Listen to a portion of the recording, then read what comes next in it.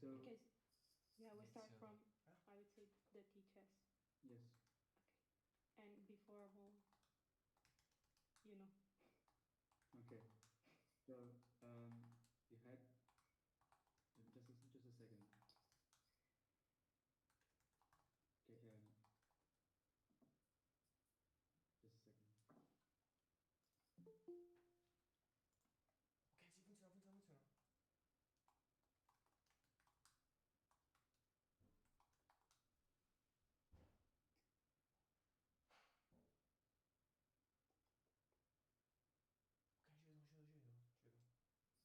Okay, I have the list. So we start with the head mistress, Mrs. Marina Frettoni.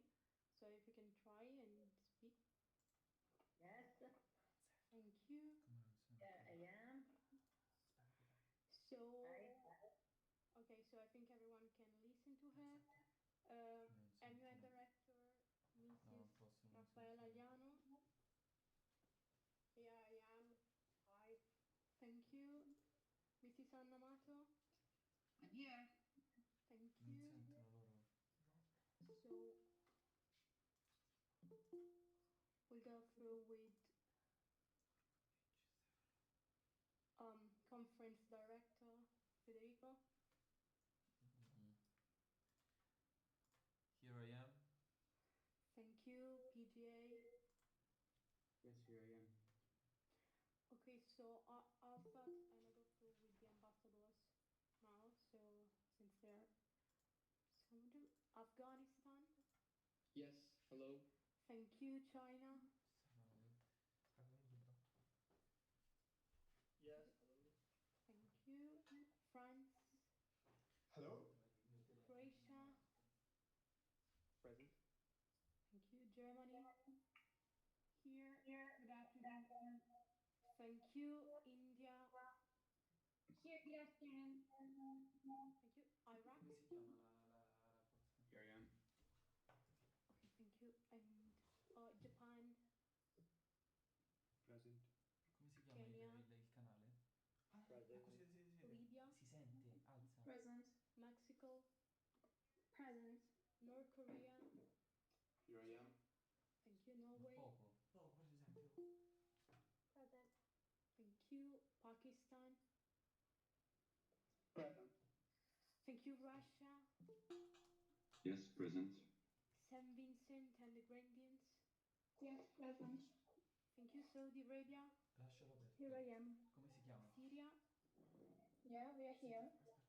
Turkey. Present. UNHCR. Ma l'hai mandata la mail? Present. Sì. United Kingdom. Present. United States. Present. Yemen. Present. Zimbabwe. Present. Okay, thank you, delegates. And okay, so then the FAO expert.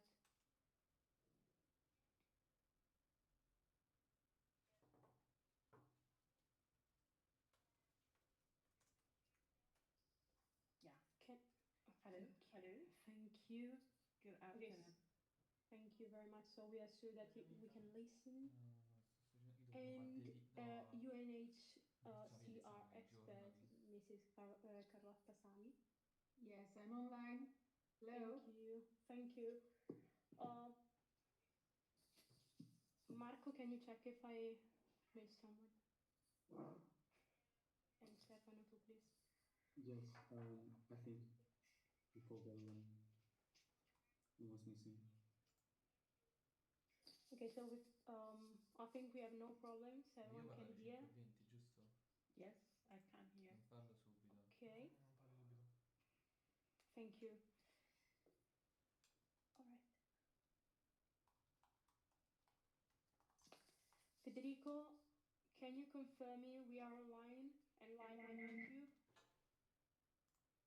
Yes, we are now live on YouTube. Okay. We can proceed. Okay. Okay, so I think that we are 61. We'll wait till 4:10 and then we start. And thank you for the patient.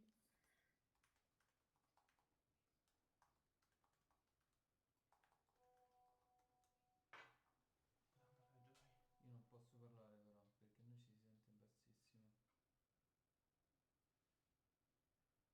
Si lamentano dell'audio. Oddio. Mettiti là. Come cazzo facciamo a fare la prova? Vai.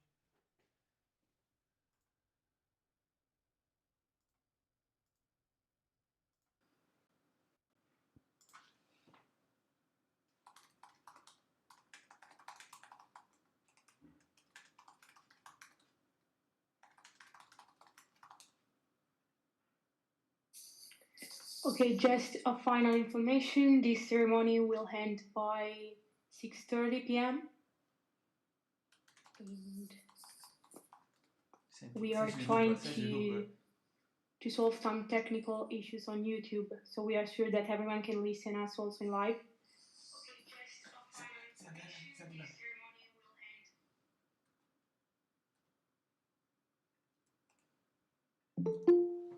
Vieni.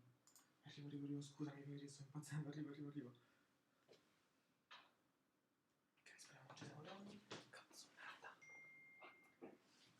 Ok, mi avete visto sempre,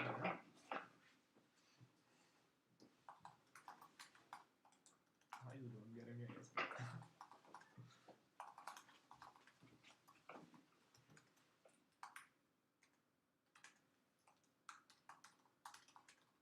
Si sente, Dio, non si sente.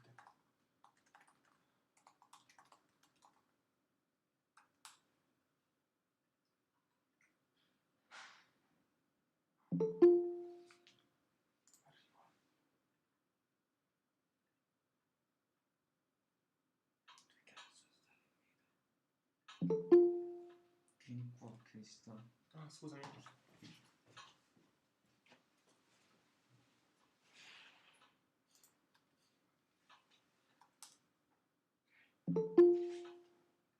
Questa chi è? Accetta tutto.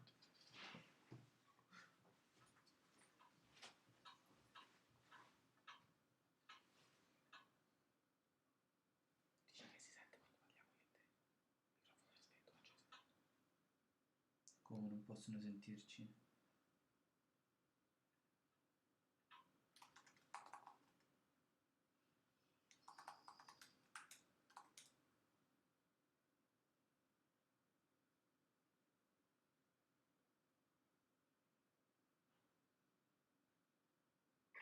There are some people who are leaving the meeting, so I'll wait for them to join again.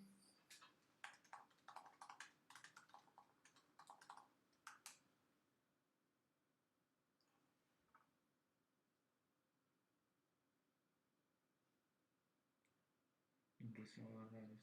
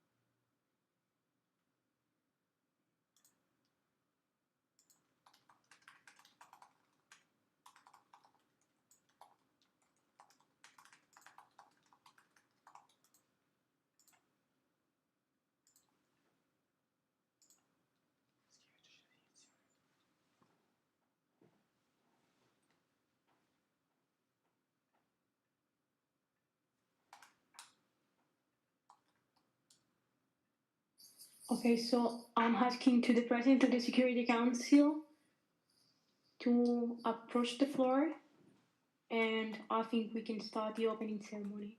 Thank you for the patience once again. Yes, thank you. Most distinguished guests, esteemed MUN directors and teachers, extraordinary chairs, delegates and ambassadors, beloved staff, and fellow Secretariat members. Good afternoon and welcome to the 14th edition of Rome International Model of United Nations. My name is Giulia Artame, and for this year edition of RIMUN, I will be the President of the Security Council. I am beyond honored to have the opportunity to be the moderator of the opening ceremony, and I would like to thank all of you for being present today and give you a warm welcome to RIMUN 14. Thank you all for being present despite of the circumstances. Your interest and dedication to the project are beyond admirable and make all of our hard efforts worth it. Today's ceremony will essentially be divided into two parts. First, we will listen to speeches from our school's headmistress, our distinguished guests, MUN directors, and finally, members of the Secretariat. Then I will yield the floor to Marco Bisceglia, the PGA, and he will introduce all the ambassadors who will have their speeches. Now, without further ado, it is with pleasure that I introduce you to the administrators of our school, Liceo Farnesina Marina Frettoni.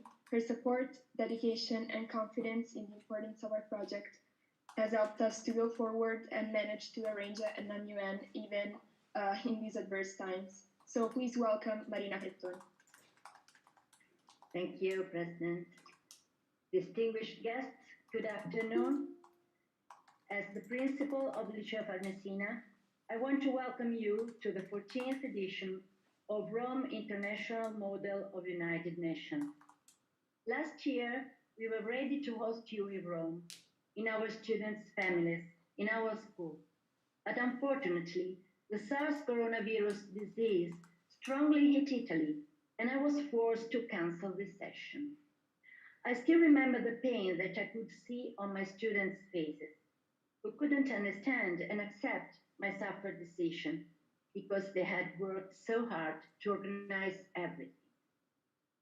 12 months later, we still have to face SARS-CoV, which has become a pandemic and still makes victims, a lot of victims, all over the world, killing mostly the weak part of the population and producing huge social and economic problems. I want to express my personal condolence and solidarity to every single woman and man who has already suffered and still has to suffer because of this. The topic of RIMUN 14th session is strictly related to the sad situation I have recalled.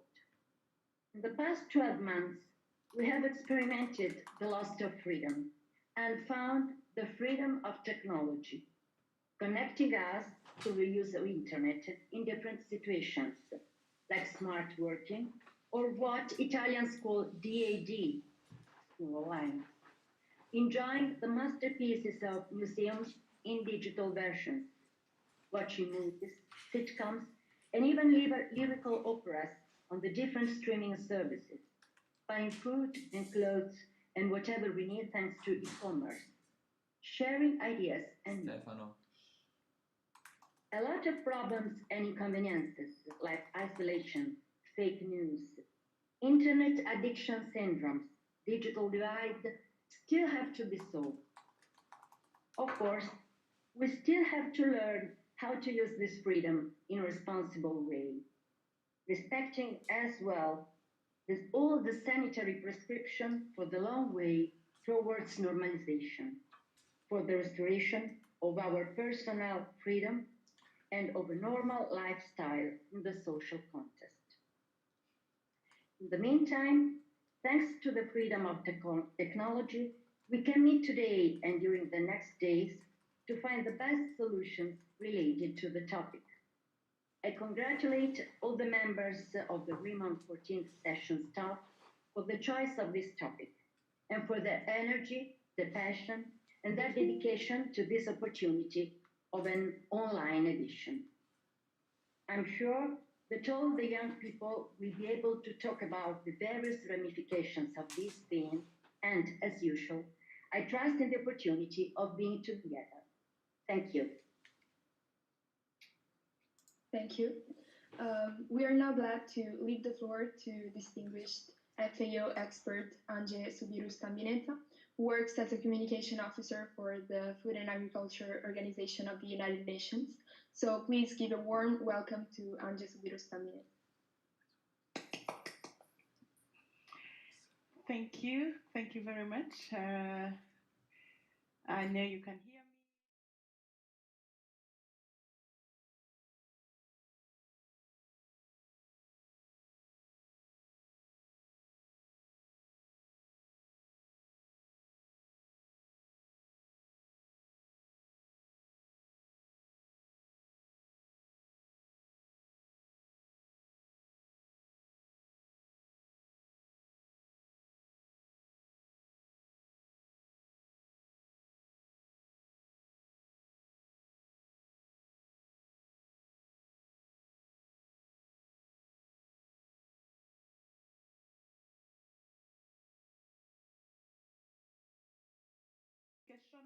Department support the delivery of FAO mandate. So the FAO mandate is actually what we'll be talking about. So I just would like to know if the moderator or the president, how many minutes do I have? Was it an introduction, or I can go ahead with the presentation? No, you can go ahead. You have like 25 minutes, something like that. Okay. Will we need like questions and answer after, or just a presentation? Just to know how short I make it, or presentation. Okay, thank you very much. Thank you. So I was saying that about my name and what I do at FAO, but let me add that I am from Burundi and Rwanda, dual nationalities. I'm insisting on this. Why? Because FAO is an intergovernmental organization. Also, FAO is as an international organization. So it considers every time, in everything, every project, staff, like it has to consider that all country members are represented. That's why they always encourage, you know, the geographical balance and the internationally, they always consider that, even in recruitment. They always consider people from those countries that are underrepresented or non-represented at all, as they always encourage, you know, other parts of you know, like young people, women, people with disability. You know, just to tell you, FAO is an international organization, it's an intergovernmental organization, and it's a neutral forum. So, if you allow me, I will share my screen. Present now. Present your entire screen, yes. Share.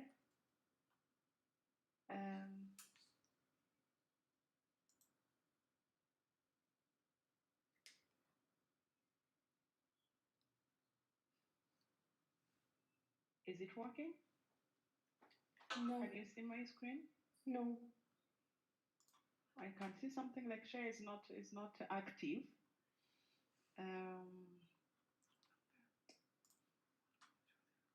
Can one help me in sharing my screen? Yes. I know it is on present now, I think. Yeah, Federico, can you check if we have some issues from the Maybe meeting? I'm not so allowed. that, yeah, that's my main worry. So we are trying because just we a can moment, present please. for you for sure, I think. Wait a second. And I'm sorry for this.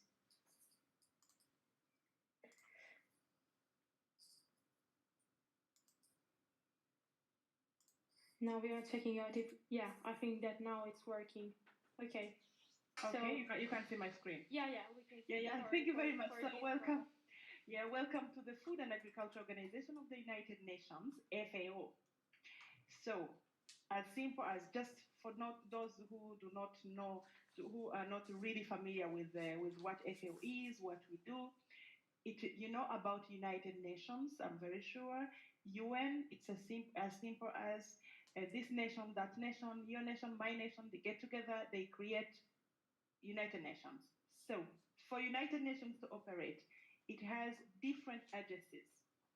Some are technical agencies, like FAO, which is a technical agency for food and agriculture. So this is our building in Rome, our main headquarters. But the building you can see here around in the Terme di Caracara, around Aventino Hill and San Saba on the road to the Colosseum.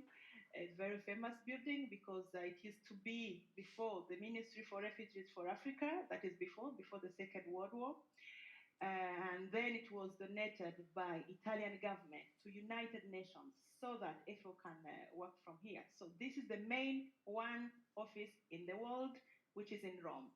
But we have 5 regional offices in 5 continents. We have 10 sub-regional offices. We have 8 representations. But we are present in 130 countries, where we have our projects. And our country members are 194, plus 2 associates and 1 organization as an organization member, which is EU, United Europe, EU, Union Européenne. I'm sorry, the English is not just coming right away. So this is when FAO was being created. It was 1945. 76 years ago now, from that time. The world leaders here on this picture, they were signing a constitution, putting in place a new baby agency of the United Nations that was FAO, and it was given a mandate. The mandate, okay, on this picture, it is in this building. It is in this building when it was still like Italian government worked days and nights to get it ready to host FAO, especially that was going to come and host the FAO conference. So this is when they were construction were going on so that FAO come, because when FAO was created, on this picture, this was in Quebec, in Canada. But then it was given, because it was new, it was given a headquarter in Washington, D.C., but the headquarter was not permanent. It was a temporary headquarter. They had to find a permanent headquarter. So there are many countries, different countries wanted to host FAO, and I can name like Italy wanted to host FAO, Denmark, United Nations as well, United States of America, and Switzerland. So Italy won elections, and that's why we are in Rome. And then since 1951, this is when the world leaders decided to move FAO's headquarters from Washington, D.C. to Rome. And here it was being ready, and now we are in Rome since 1951. So welcome to inside FAO. When you get in on your right side, you see this preamble on this marble print. This is a summary of our constitution, of FAO constitution. As any other country, we also have a constitution where it reminds us our mandate, what we are here for, what we have to do. So our constitution here is summarized in our 6 official languages. 6 official languages of UN, 6 official languages of FAO. And there are 6, which are, this is Chinese, English, French, Spanish, Arabic, and Russian. So they are all 6 official languages. And every official event, official document, it has to be in these 6 official languages. And when we have conferences, events, we have simultaneous interpretation. So the mandate here is summarized in these 6 official languages. But let me tell you that there are 6 official languages, And you can ask me why, when it comes to six, why Chinese, English, French, these six languages, why not Italian, why not Hindu, why not Swahili, why not Portuguese? Anyway, the reason is as clear as they are the six official languages. When it comes to six, they are the most spoken languages in the world. That is the only way, only reason they were chosen to be the UN official languages. So our mandate that is summarized here is, let me say our mandate in two things, two words. One is to end hunger. Two is to eradicate poverty. I'm not talking about reducing poverty. We're talking about ending, eradicating hunger and poverty. So in other few words, I can say FAO supports government and work with a range of partners to help achieve to help them to achieve food security for all and make sure that people have regular access to food. And when we talk about food in FAO, we are talking about enough, high quality, safe, sufficient, diverse food. So we need this food to lead active, healthy lives. Let me continue with this is for next time when you, when we will have RIMUN live in the headquarters. They can, delegates or participants can get to visit inside the headquarters, and then they can see everything. For example, this is a library that was named after the David Labin. This is between building A and building B, where we have our famous wheel here. I'm very sure you know about it. It's about Sustainable Development Goals. So again, this is like another summary of our mandate. This is Sustainable Development Goals. You can see there are 17 goals, like from 1 to 17. And they have to be achieved by 2030. They were established, we have them since 2015 in the occasion of the UN General Assembly, where our heads of states came up with this solution for the future, for us to achieve them by 2030. We were given 15 years, and now we're remained with a few years, but we believe, FAO believe that we can achieve them. We can still achieve them by 2030. So they can be achieved only if we work together and only if we work on each and every goal. There is no way you can achieve this goal if you don't work on that goal. For example, we have goal number 1, no poverty, zero hunger, goal number 2, and other goals. For example, goal number 4, quality education. There is no way you can assure people you can assure quality education when you don't do anything about goal number 1, which is poverty, or goal number 2, people cannot go to school. You cannot assure anything with hunger, with poverty. There's no economic growth. There's no infrastructure, no peace, and strong institution. That is goal number 16. You know, they are all interconnected. We have to work on each and every goal to achieve them, and working together, because everyone has a role to play.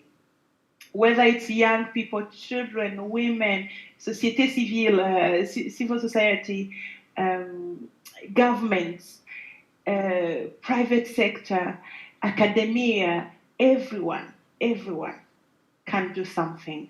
And then it's like leaving no one behind. So the purpose is for FAO is to support 2030 agenda through the transformation to more efficient, inclusive, resilient, and sustainable agri-food systems for better production, better nutrition, and better environment, but also a better life. But as I said, leaving no one behind. So how we do it. Some people tell me that these are the goals for UN. You know, sometimes when I ask people, young people, so who do you think is who is concerned about these goals? They say, so these are the goals for UN. Or these are the goals for FAO. They're not goals for UN. They're not goals for FAO. Only what FAO does, what a UN do, is a concerned agency. For example, FAO helps countries to achieve goal number 2 and goal number 1. No poverty and zero hunger. It is in our mandate. Other agencies, other UN agencies, for example, WHO with the goal number 3. So other UN agencies, there are different UN agencies specialized to help countries to achieve these goals. But anyway, everyone play a role for us to achieve these goals. I hope we can achieve them so that our young people that we are together now on this date, in this RIMUN in Rome, maybe in the next years to come, when we'll have other assessments, maybe one of you will be part of the UN General Assembly, you know, why not? Representing young people, representing youth or women, or as a head of state. Why not? Good luck for that. So whenever you attend any UN General Assembly, we really don't want you to have, again, hunger and poverty on your agenda. Like, we have to discuss on hunger and poverty. Anyway, as of now, last year, we record like 821 million people on the globe suffering from hunger. So it's an issue, but we are confident we can achieve them by 2030. So this is one of the, I'm back to what FAO is and what we do. For example, this is one of the biggest, it's the biggest meeting room in FAO. You can see country members are represented always.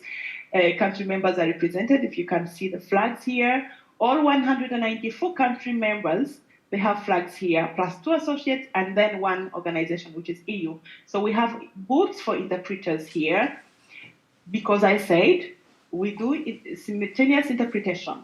And booths are 8. It means we give chances to even other languages, other 2 languages, more 2 languages. For example, when we celebrate the World Food Day, because of the Italian delegates, we invite Italian people. Italy is a host country.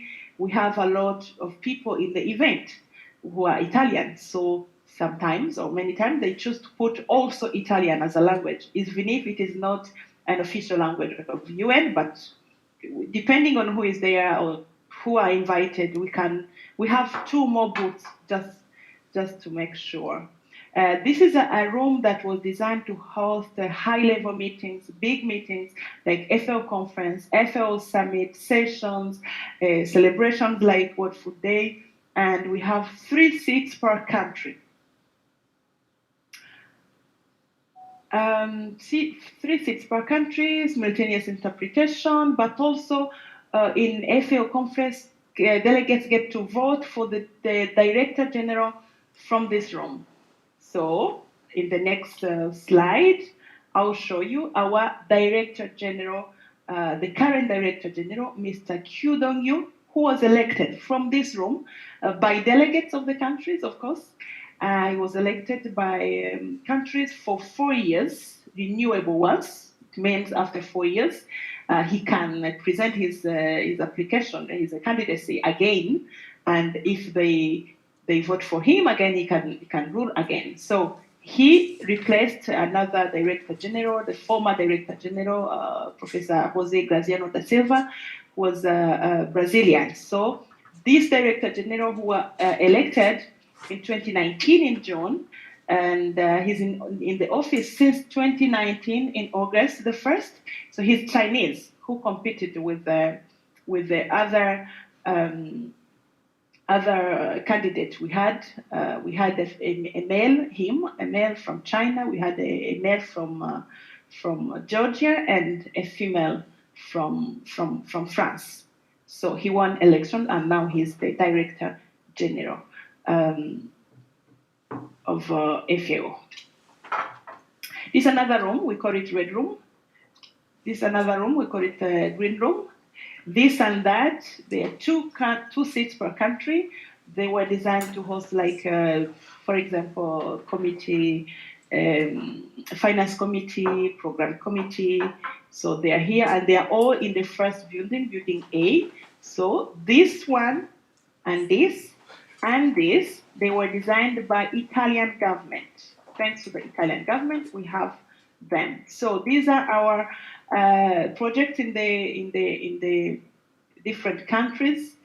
I don't want to go into every project we have. We have different projects in 130 countries. They are different. These are all the projects we have. These are other meeting rooms we have in FAO. This is, for example, Ethiopia room. This is Sheikh Zayed Center at FAO headquarters. It's a very sophisticated room, sophisticated in terms of what they can do. It was designed to host like FAO report launch, program launch, press briefing. It was donated by the United Arab Emirates, and it was inaugurated in 2012. It can host 76 people seated. This was donated by Ethiopia government. It can also host 74 people seated. So we have different, like this is China Lounge. China Lounge is also one of it's small but very beautiful and sophisticated. It hosts most of the time high level people. Before the big meetings, they have a briefing with the Director General, for example, head of states, the Holiness Pope, queens and kings. So they are hosted here. It's a high level one, and different donations from different countries. This was from Mozambique. It's a Mozambican artist.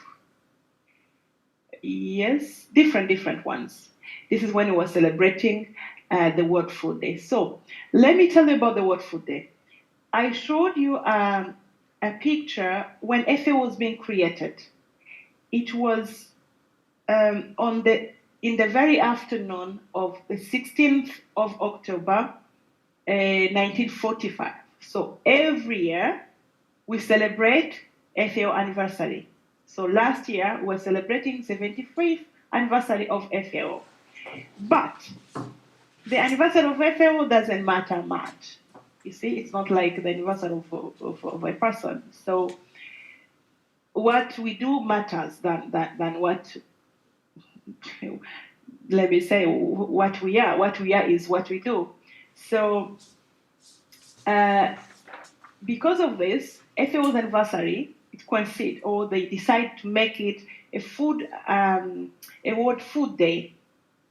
The world celebrates food on that day, on every 16th of October. Every year we celebrate World Food Day, and it is among the most celebrated days on the UN calendar.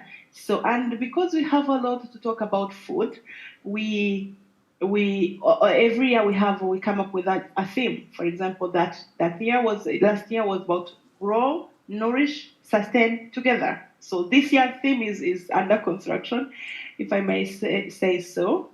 So this was another 2019. It was about healthy diet, the theme. So that is it about FAO's building, but what matters is really what we do, and we do it with who. So it's all about countries, and we make sure countries, the ones that it's not like FAO does what they want, Director General, even if he's the boss and he was elected, he doesn't do anything anyhow. It's all about countries. They have to vote for our budget, our program. It's all about the country. And the FAO is a neutral forum. For example, if I show you in these meetings, this or this on this, even our sitting arrangement is alphabetic. And it's like from Afghanistan to Zimbabwe. It's never like, no, this country is our friend, is our neighbor, let's sit together. It's alphabetic. So let me finish by here, and I promise anytime you, excuse me, anytime we end this pandemic, we celebrate the victory to this pandemic, and we get back together physically, anytime we'll be able to visit FAO or to host this event in FAO. If you visit the rooftop of FAO on the 8th floor, this is the view you can see, and you can see Rome, on the 8th floor. So thank you very much. Thank you for your attention. Let me stop sharing, and then we'll see if there is any maybe question or over. Yeah, thank you very much for this really interesting and comprehensive presentation about FAO. And I don't know if we can listen to some questions. I think we have like some time constraints. So yeah, maybe it's better to introduce the next host. And it is now the next guest. It is now my pleasure to introduce you to UNHCR spokeswoman Carlotta Sami. She's an expert and activist for human rights and is particularly involved in refugee crisis. So please welcome Carlotta Sami. Good evening, and thank you, everyone. Thank you, President. I'm really delighted to be here with you. I remember we were planning for this same meeting last year, and then it was cancelled. And so it is still very good to see you also from distance. I hope we will meet at some point. I would start my contribution to this day, to this inauguration, with a very short video about UNHCR.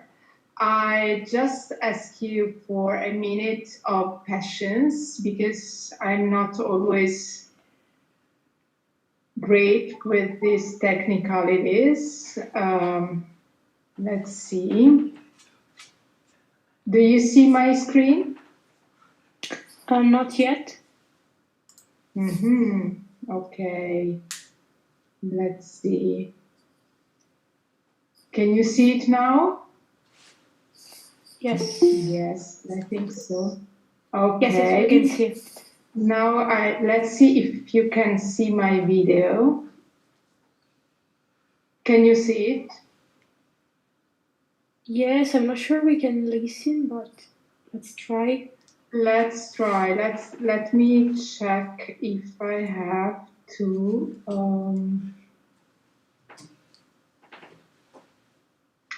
If I have to push anything with regards to the sound. I don't think so. Let's try. Let's have a try and let's see. Can you listen? No. Okay, so I tried. I failed. No problem. So it was a video. I will maybe Yeah. you can send us the link so that we can see it later. So that we can see it later. I know that it's not the same, but at least. Yeah, of course. I'll send you the link now. Thank you. I do not know if you can present it in my place, but I have no idea about it. Federico Thank you. Stefano. Sorry for this. Yes. So we're now projecting No, probably the screen. you can't. Don't worry. I would suggest to start with the speech and then in case if we manage. Exactly. To do it at the end. Exactly. Okay. Okay, thank you. So it was a video about UNHCR, and it was quite an emotional video because this year we celebrate 70 years since UNHCR was established. And the story of UNHCR is quite peculiar because UNHCR was established as kind of a project, let's say, a program. Something bigger than a project, a program that was meant to help all the displaced people, refugees, and displaced people of the Second World War. So we were established in 1950, and with the mandate of 3 years to help all these millions of Europeans that were displaced many parts of the globe. I mean, not just in the West, but you have also to think that Europeans reached also countries like Syria or Iraq. So really, Europeans after Second World War and during Second World War escaped everywhere, basically. And we were given this deadline of 3 years, and nowadays we are still here, and we have, unfortunately, an unprecedented number of displaced people in the world. UNHCR is a UN agency with a mandate to protect refugees, displaced, and stateless people. Nowadays, we have 80 million displaced people globally. And you have to think that 85% of these people are hosted in poor countries, basically. So most of them are not living very far from their countries of origin for several reasons. First of all, because refugees hope that they will be able to go back to their homes as soon as possible. Second thing, they live with no more than probably the clothes that they wear and some food if they can. Sometimes they are not even able to grab their documents, or they do not have those. So they do not have a lot of resources. But what happens is that as an average, a refugee lives out of his or her country for approximately 15 years. And so what comes next? That's the most important thing, of course, is on one side to work with the hosting country, because the hosting country is being very poor most of the times. I mean, there are countries in the African continent that are hosting hundreds of thousands of refugees since decades. You have to think, for example, to a country like Niger. Niger is a country surrounded by countries like Nigeria, Burkina Faso, Chad, Mali, Algeria, and Libya. You can figure how difficult it is for a country like that, that is in a very crucial position from the geopolitical point of view, and that is the poorest country in the world. Okay, to host hundreds of thousands of refugees, and still Niger, for example, is. Sorry, I can hear echo. Okay, and still Niger, for example, is one of the most generous countries we are working with. Second thing, if you think that refugees are living in the hosting countries for such a long time, is social inclusion. That, if I'm not wrong, is one one of the main topics we would like to talk about today. So I prepared something for you. I do not have a presentation, but I would like to highlight some aspects, and I hope that this will feed your discussions today. First of all, who is a refugee? A refugee is a person who fled either a country because of wars, human rights violations, violence, and persecutions. So for reasons, for example, of race, religion, nationality, sexual orientation, for their political opinion, or even for belonging to a certain social group. So you see that it is very much an individual condition. It is not related too much to the nationality. Many times when, even on the media and generally speaking about refugees, there is this connection between being of a certain nationality and applying that to the fact that the person is a refugee because of his or her nationality. This is not the case. A refugee is a refugee because of his very much individual condition. And especially these individuals find themselves in a situation where the governments do not protect them because they are not able to, or even worse, because the design is precisely that of marginalizing these people or even annihilating them. Nowadays, we can consider, we can describe the age in which we are living, also in light of the recent pandemic that makes things even worse, kind of an age of paradox. You have to think that a few years ago, a couple of years ago, 193 United Nations member states developed a unique agreement, a unique document, a framework that is really unique in history, and that is the Global Compact for Refugees. There is also a parallel process, a different one, that is the Global Compact on Migration. But today we are talking about the Global Compact on Refugee. And this is quite unique because it's really a multilateral response, a global response, the first ever to short-term interests that look at refugees, displaced, and stateless individuals as members of the human family. Okay, we have many countries that are producing refugees, but we do not have one solution that is applicable by one country to just one country. We need a multilateral solutions, we need global solutions. So we have hundreds of thousands of citizens globally that are actually showing also concrete support to refugees.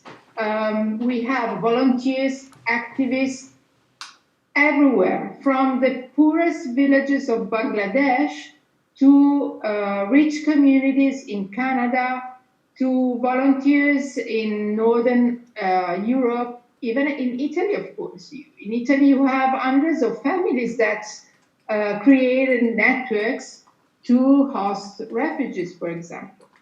But still, in too many countries, but especially in those that are rich and that paradoxically host the lower number of refugees, we have a very strong populist narration and a very, strong illusion of responsibilities. So, for example, unfortunately, we do see at the door of Europe women, children, and men that are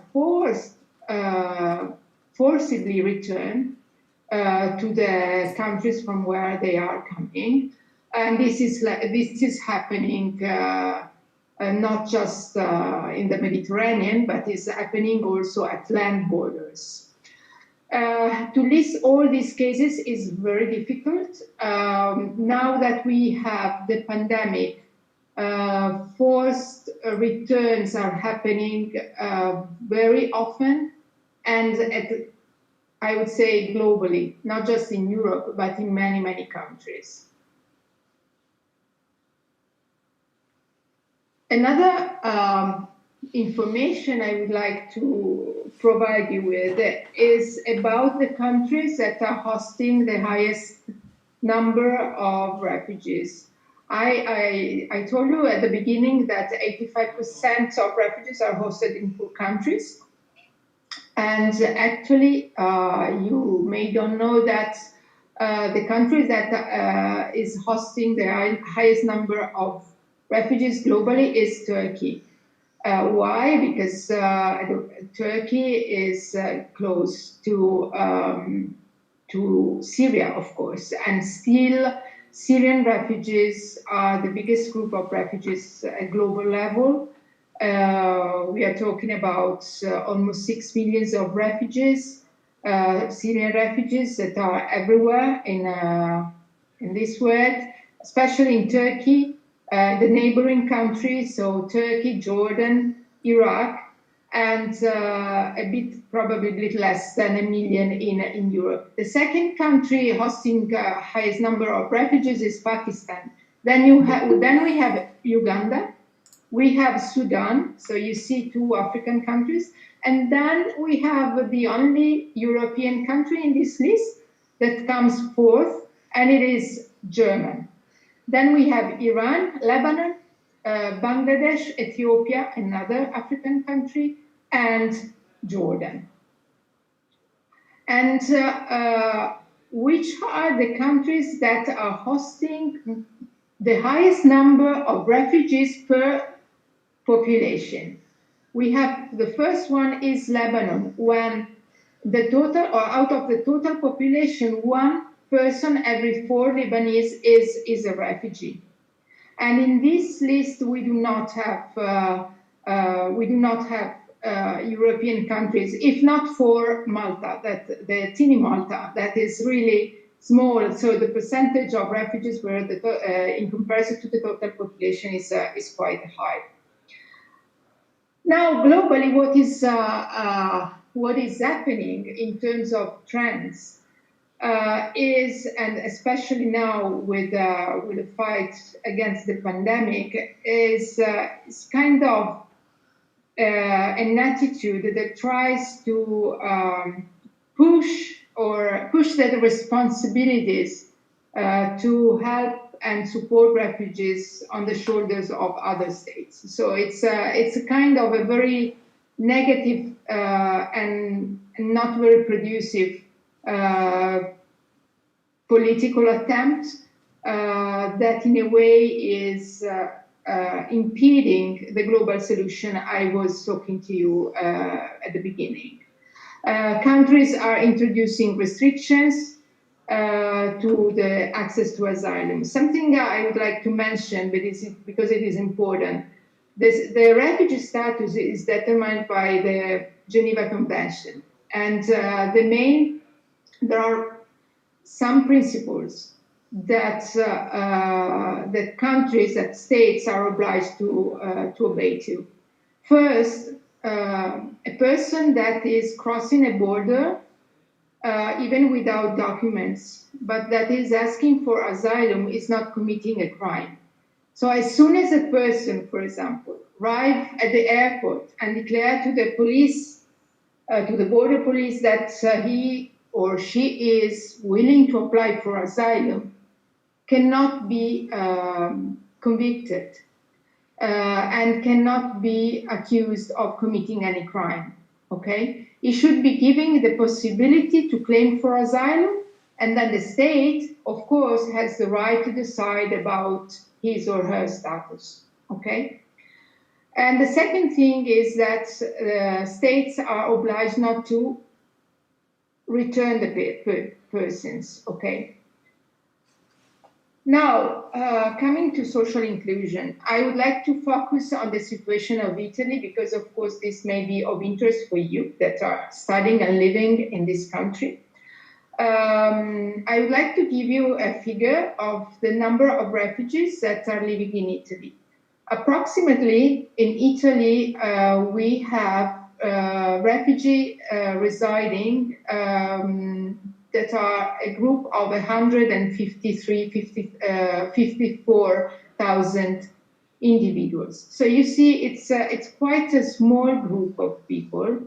The group of migrants is much higher, of course, but this is a different one. So 153,000 refugees residing in Italy. For them, social inclusion is particularly important. Social inclusion is a process that goes in two directions. Of course, it involves the refugee, but it involves also the hosting community. And it is particularly important because of the populist narrative. As much we will be able to foster and to boost and to sustain social inclusion, we will help also social cohesion, of course. We consider social inclusion in the context of refugees as a dynamic two-way process, which requires the commitment from many stakeholders. Of course, a willingness on the part of the refugee to adapt to the host society without, by the way, having to renounce to their cultural identity, but also a corresponding willingness on the part of the host community and the public institution to welcome refugees and to meet also their needs. Italy adopts a similar definition of social inclusion. And Italy also has a national plan for integration. It's called the Piano Nazionale Integrazione.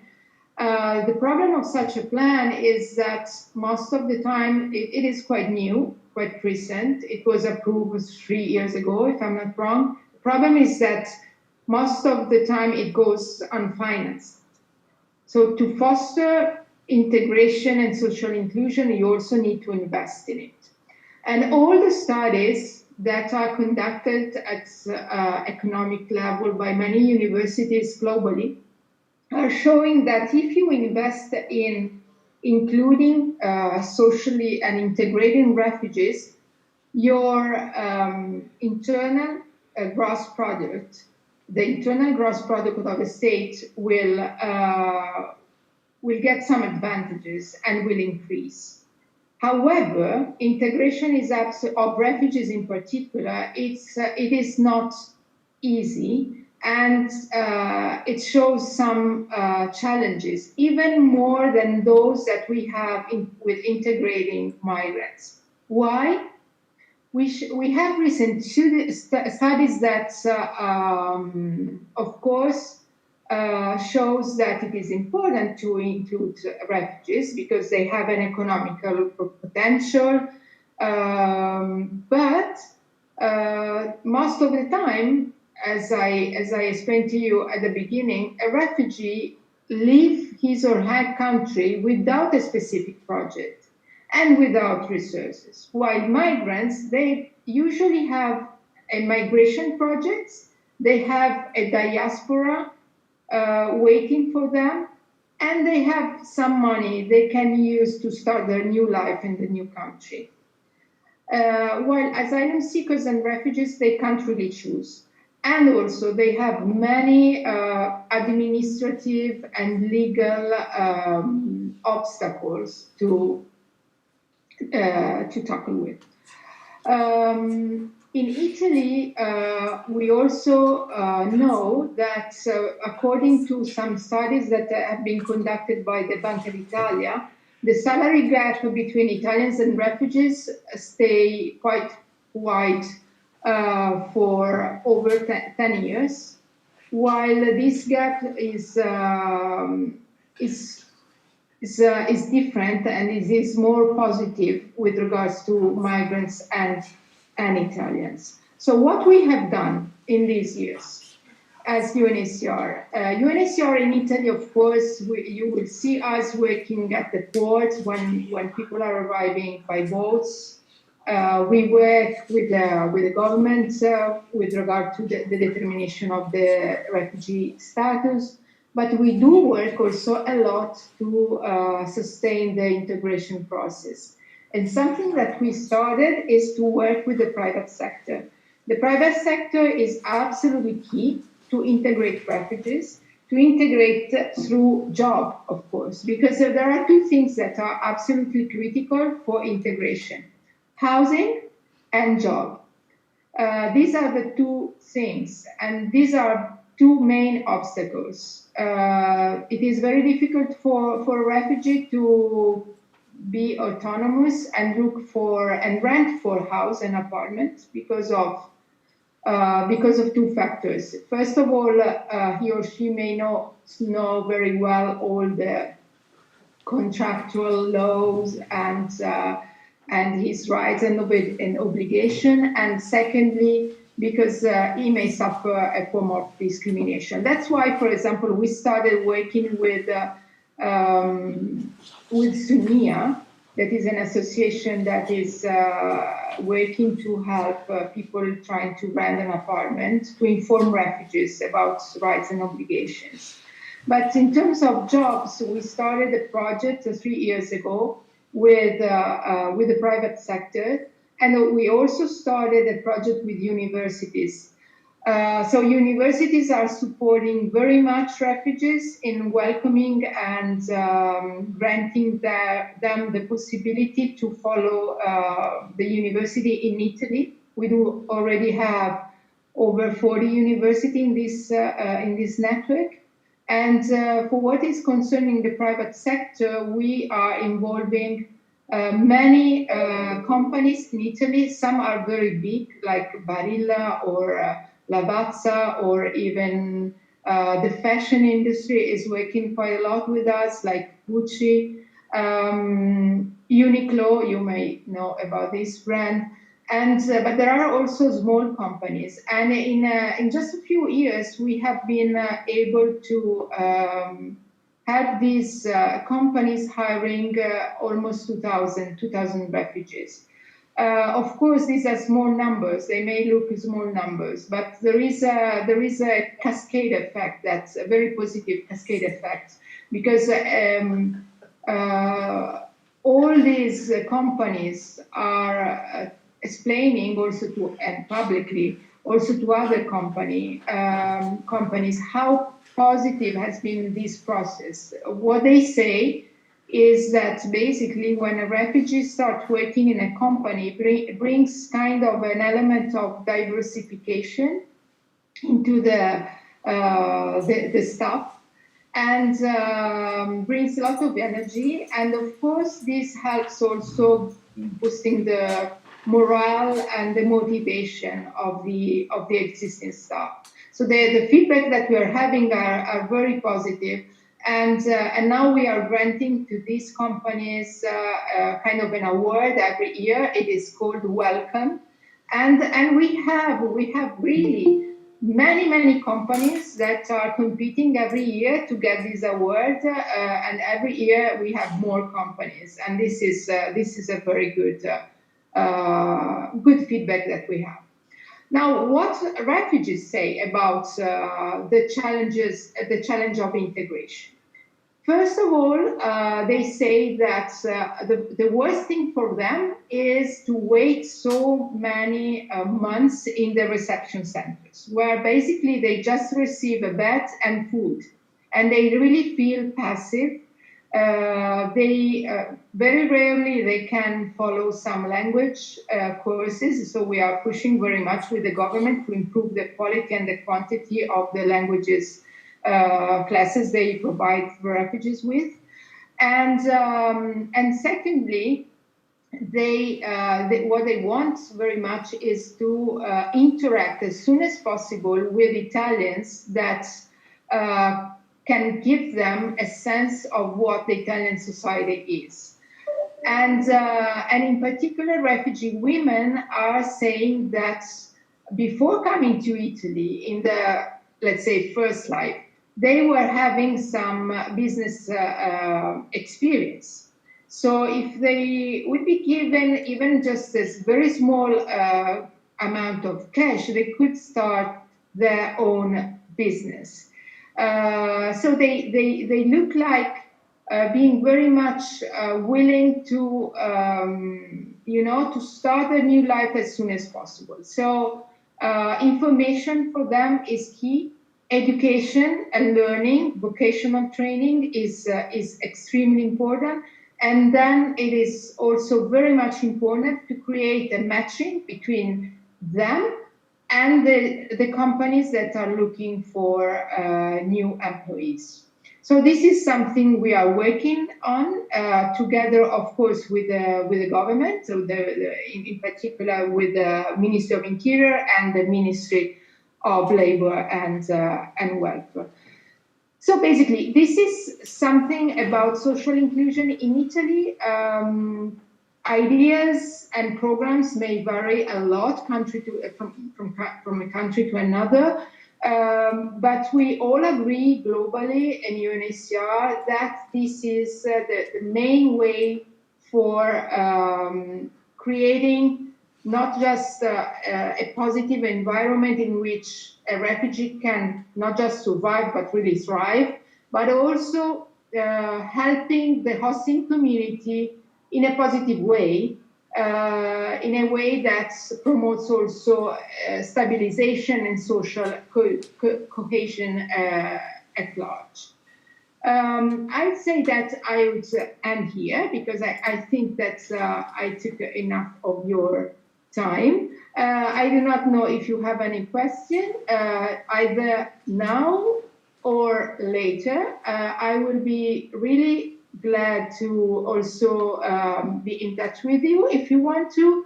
The organizers have my email, and I will be very happy to answer to your question, even in writing, if you like. Thank you. Yeah, thank you very much. If we have some time left at the end of the opening ceremony, we will surely entertain some questions, even to the FAO speaker, of course. But right now, I would like to thank you for your speech because a lot of our delegates will be discussing topics regarding the refugee crisis. So I'm sure that your overview will be really helpful to them. But now I would like to welcome our esteemed MUN directors, Mrs. Anna Mato and Mrs. Raffaella Liano. Without them, this project would simply not exist. Without their unconditional support and dedication, as well as their constructive criticism, of course, today we wouldn't have been able to hold such a big conference during such a difficult period. So it is with great pleasure that I introduce you to the person who has laid the roots for the project to grow and to become what it is today. So join me in welcoming Mrs. Anna Mato. Hello, everyone. It's my pleasure to welcome you to RIMUN 2021. And it's nice to see some familiar faces and some new faces. But also, I have good luck wishes, and this is for the Secretariat, from MUN directors from all over the world, Mauritius, New York, San Francisco, who are sending me good luck wishes. That is, this is extraordinary, this virtual MUN. But my role today is not to give a speech, it is to present.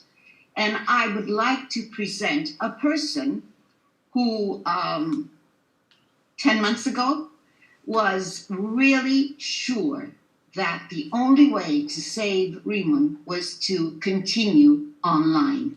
I had my doubts, I was not sure, but she knew it. She knew that we had to save RIMUN because RIMUN had reached before in 2019, we had 600 people.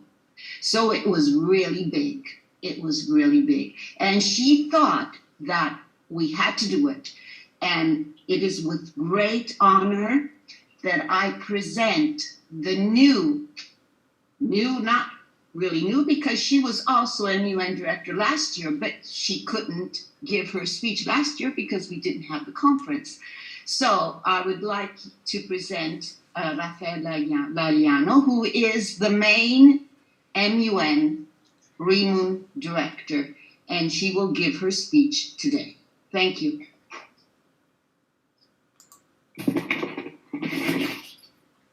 Thank you, everyone. Thank you, Anna. My special thanks to this special person. And I'm so emotional. And dear Secretary General, PGA, chairs, delegate, staff, honorable administrators, honorable principals, dear MUN's directors, distinguished guests. It's an honor for me to be here with you and to share our first online RIMUN conferences. This is the 14th edition of RIMUN, and this one was the most challenging edition that we have ever had.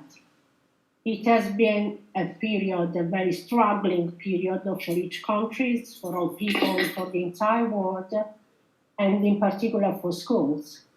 And I believe young people got the worst of it. This is the reason why I am extremely proud to thank this passionate, enthusiastic group of young adults who have worked so hard despite the pandemic year, the difficulties it has caused, the isolation and the lockdown.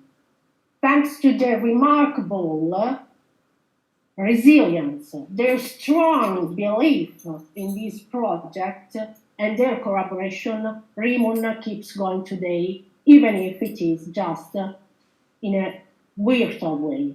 But this is just a different way of fashion where you can express all your ideas and all your opinion. This is, we trust in you, and we all are trustful and optimistic that next year we will again have a RIMUN with a physical participation, and we hope to meet again and hug one another freely and have our usual applause. The issues chosen is a strong reflection on the current situation our society is living in. It goes without saying that freedom is one of the most worthy values in our lives and in communities, and we have to respect it. Technology and globalization have really affected our behavior and our way of living. Think of the increase of its use during this pandemic year. We should consider it as a bridge that is a bond with our personal freedom. As Martin Luther King said, "My freedom ends where yours begins." We have tried the best to continue the RIMUN tradition, even if this pandemic has created problems in MUNs across the world. But we thank you all for being here, and we sincerely hope this online version meets your expectation. Thank you. Thank you very much. We will now listen to our last speaker before the brief break. And I will now introduce you to Mr. Marcello De Vito, the president of the Assemblea Capitolina. As much as we would have liked to meet him in person in Aula Giulia Cesare in the Capitol, we are beyond honored to host him in our virtual conference. So please welcome Mr. Marcello De Vito. Good evening, everybody. First of all, I thank you sincerely for inviting me for the second time at your annual meeting. I am really proud and honored to participate at your conference as a great occasion not only for fostering companionship, relationship, and sharing of positive and constructive ideas, but also for keeping me part of a growth and change process totally managed by a new generation asking aloud for a better quality of life. This year you choose an agenda full of suggestions and opportunities of comparison. It isn't an easy way The etymology of the word responsibility during the Renaissance century has seen many different meanings depending on the circumstances this word was used, a religious one, a juridical, or a philosophical one. Not considering how it was used through time, the Latin root respondere directly comes from the verb spondere, that means to promise. It puts us in front of a verb that goes beyond individualism, and thus the term responsibility, even though it doesn't leave its personal characterization, also incorporates the concept of dealing with someone. It is indeed a logic very difficult to opposite, because we think that in the moment in which one is responsible for his own, this automatically shifts also to the people that stays later.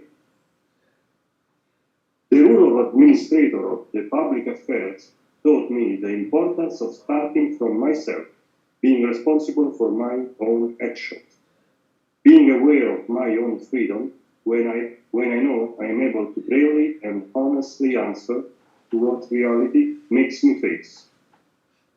The wish I want to make here is that you can and will continue to feel as active citizens, the kind of people that aim at changing the world, starting from themselves, leading by example, which is a way stronger tool than any word can ever be.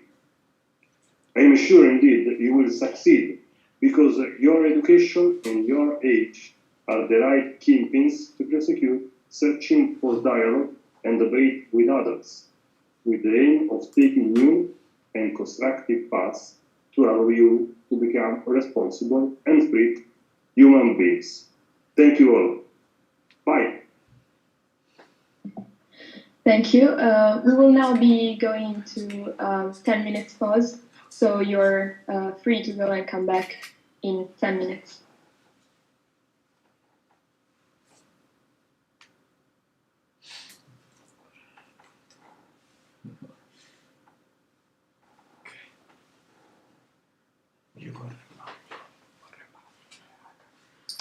You can also not leave the meeting and just turn off the video so that you can stay here, or you can just stay.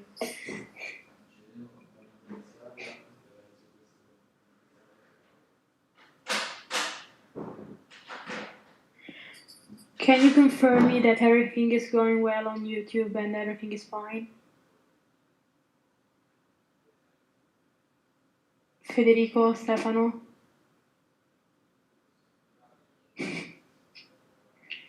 Yes, everything's going fine. Could you actually share the link so that we get to follow even after, if possible? Yes, sure. I'll send it in a minute. Thank you.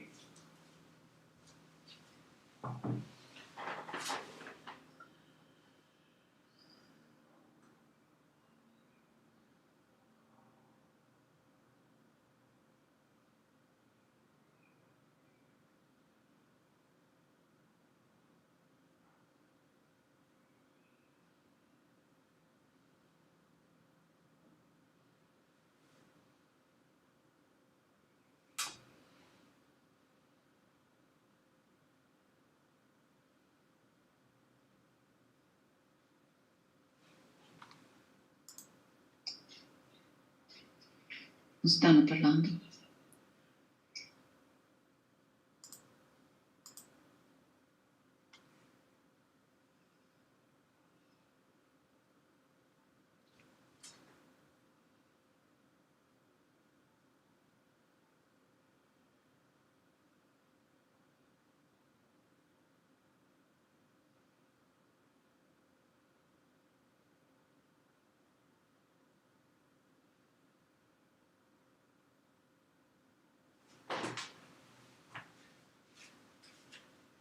Ci siamo anche permessi di fare in sua presenza un'istantanea dello schermo tutti i partecipanti.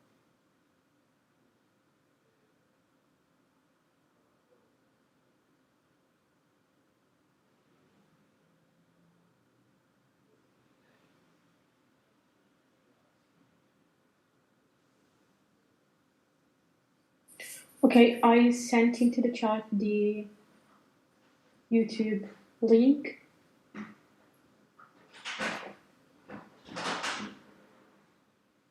And I would like to inform you that we are perfectly on time and on schedule, so we're going to finish at 6:30.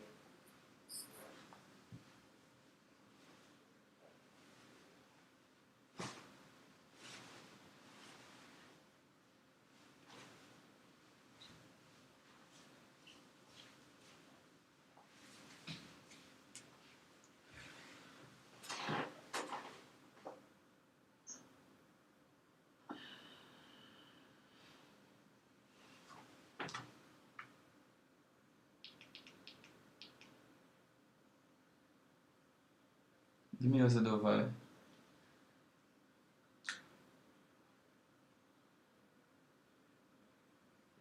Non ce l'ho da qua. Sì. And for the YouTube link, I'll send it later after the this ceremony, the YouTube link with the final video, Tutti vedranno so that tutto. you can see it again if you wish, or you can, see your speeches, of course. Ma io devo entrare con le credenziali davanti a tutti.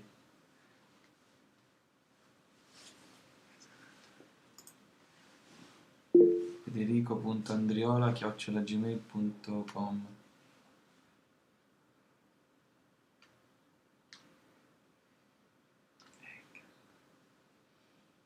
Quanto ci si mette, Mavi?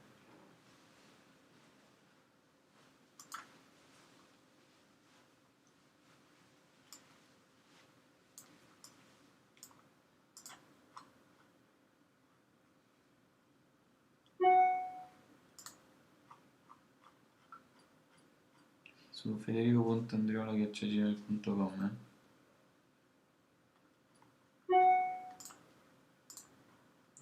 External Audio Inc.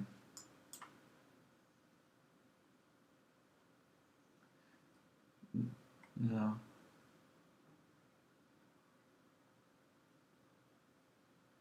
Virtual Audio Driver. Ma da cosa me l'hai mandata? È un link.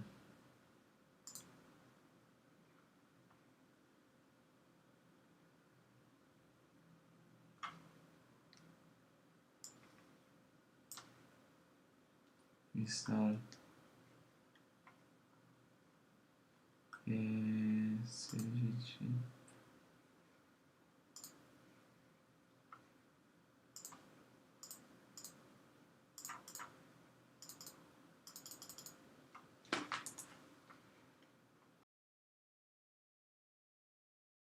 Poi fatta. Infatti ho già installato, sto avanti. Poi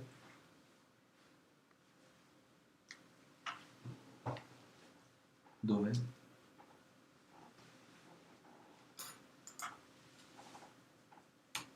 Fatto. Ma è un file che devo cercare. Ce l'ho. Audio MIDI setup. Configurazione.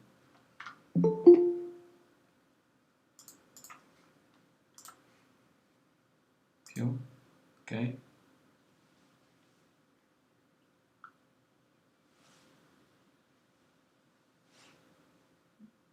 Crea con dispositivo combinato, crea con uscite multiple.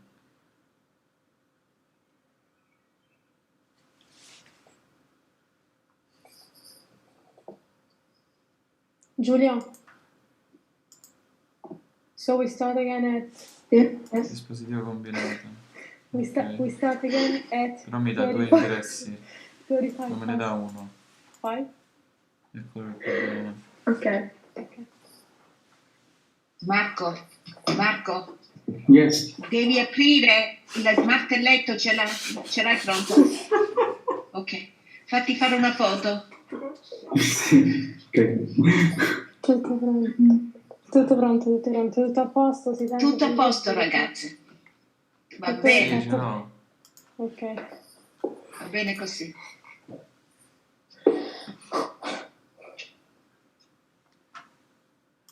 Ok.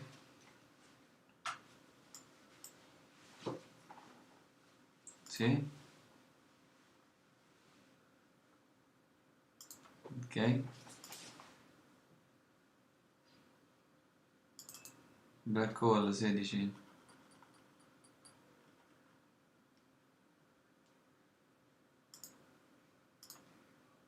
Ok.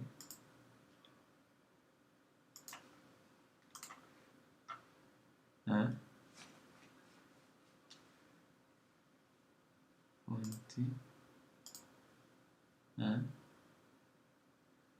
Tuttora la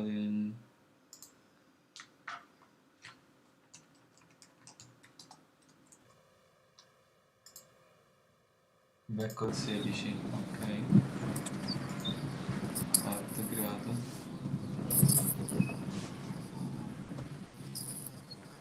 Come cazzo lo faccio?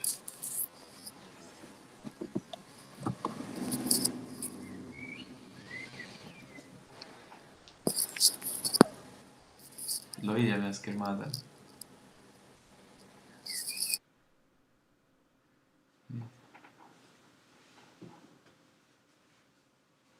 No. Non so che fare una volta qua.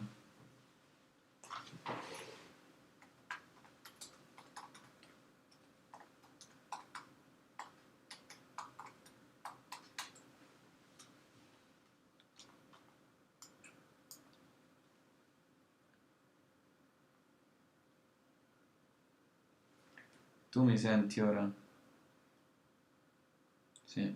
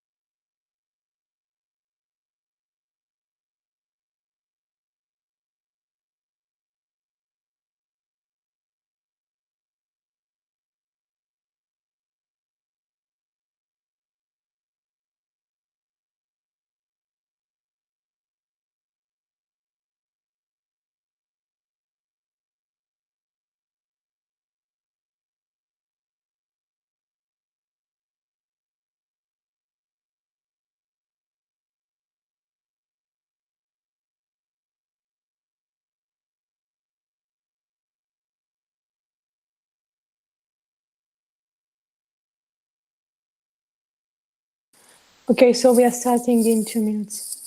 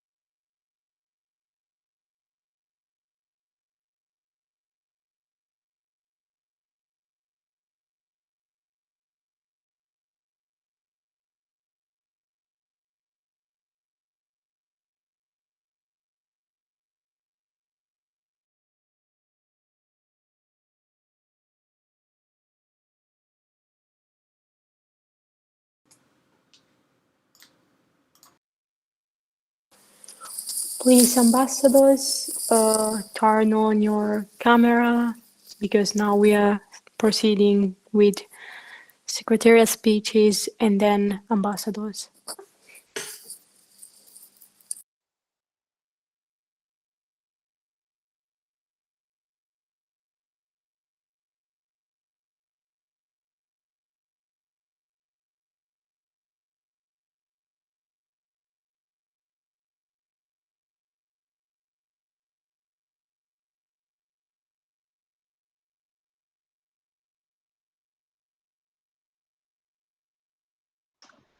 Okay, I think we are ready to start again. It is now my honor to introduce you to my dear fellow members of the Secretariat.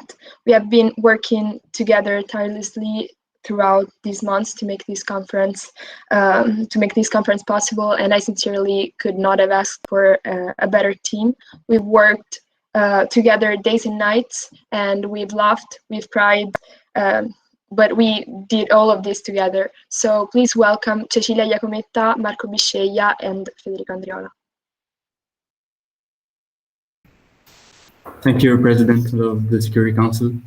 Fellow members of the Secretariat, dear MUN directors, honorable chairs, esteemed delegates, distinguished guests. First of all, I would like to thank you for being here and believing in this project. It is a great honor for me to metaphorically stand in front of you, even if I would love to be there. Secondly, I would like to thank my teammates of the Secretariat. Without any of you, this conference wouldn't have been possible. Thanks for the hard work and the incredible passion you have shown for RIMUN throughout the last 11 months. This year's conference is taking place in circumstances we have never been facing in our lives. Our country and the entire world have been stricken in the last 13 months by a disgraceful pandemic that radically changed our way of living. We have been thinking about our freedom when locked in our houses to avoid spreading COVID-19. However, it is also fundamental to think about the consequences this atrocious pandemic brought to our world that by this time was continuously globalizing and making signs of progress in technology. Those crucial variables have been affecting every aspect of society. We have been asking delegates to reflect on economic policies, boundaries of freedom, war and peace dynamics, bearing in mind the current situation our world is facing and how globalization influenced societies more than we could think.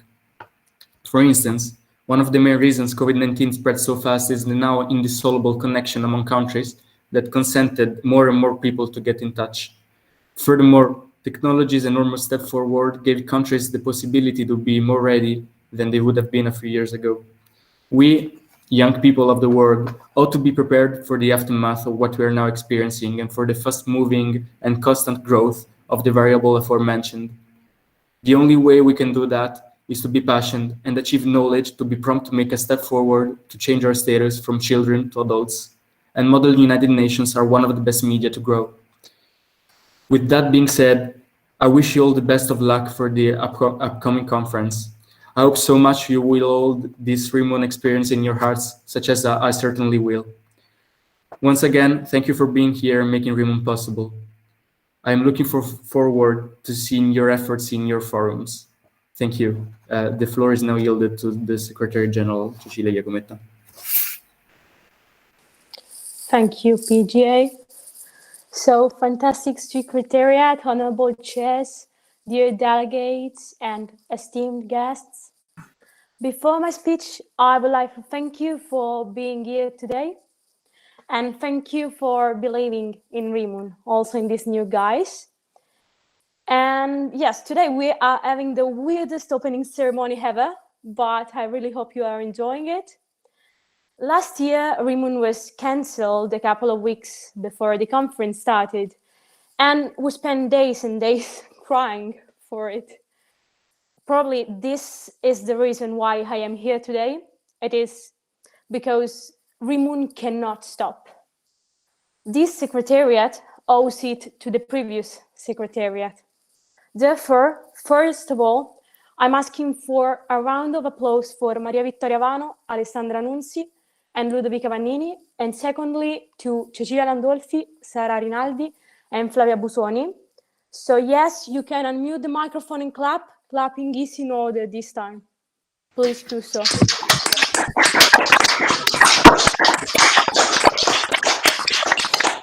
Thank you.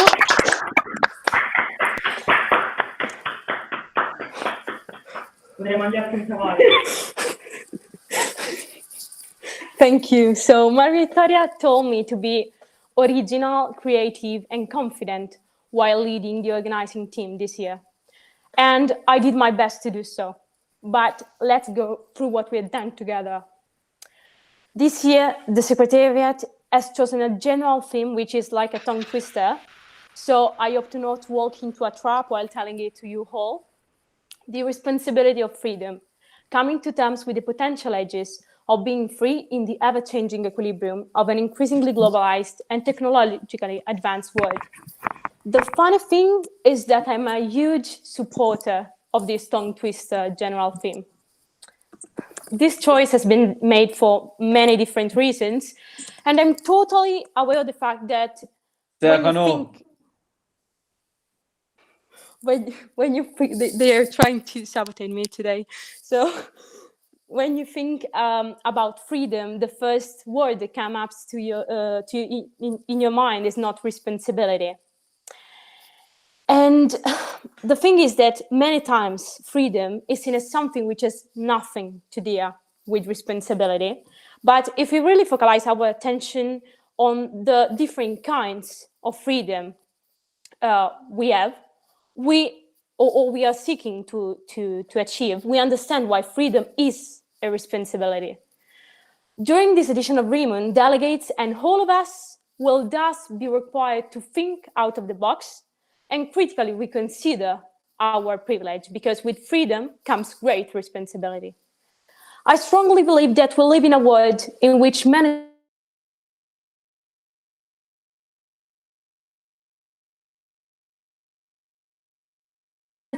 but in my opinion, the responsibility for something is the best award that everyone can win.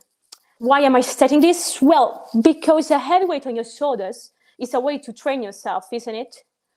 To be more serious, it is true. Responsibility is training, and it fosters personal growth.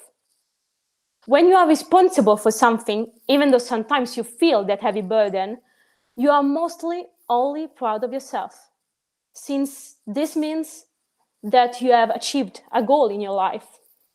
Freedom is a privilege, and responsibility is a privilege too. Have you ever thought about all the privileges we have? We have so many privileges that we see at least half of them as normal things in our lives. Our freedom is the best privilege we have, but with COVID-19 and quarantine, we understood that a loss of freedom is one of the worst experiences we can live. Today, I encourage all of us to take care of our freedom and of any other privilege we have and never take them for granted. We deserve freedom, we deserve it with responsibility and respect. Respect is the other key word of our conference. By respecting each other, we learn how to really respect ourselves. Confucius said, respect yourself and others will respect you. Today, I would like to add something that sounds like respect people, and you are going to learn how to respect yourself. I am quite sorry because in my mind, it sounds way better than this. Moreover, I encourage all delegates to be collaborative while debating and promote teamwork during lobbying time. This suggestion is not a didactic one. Let me explain better why.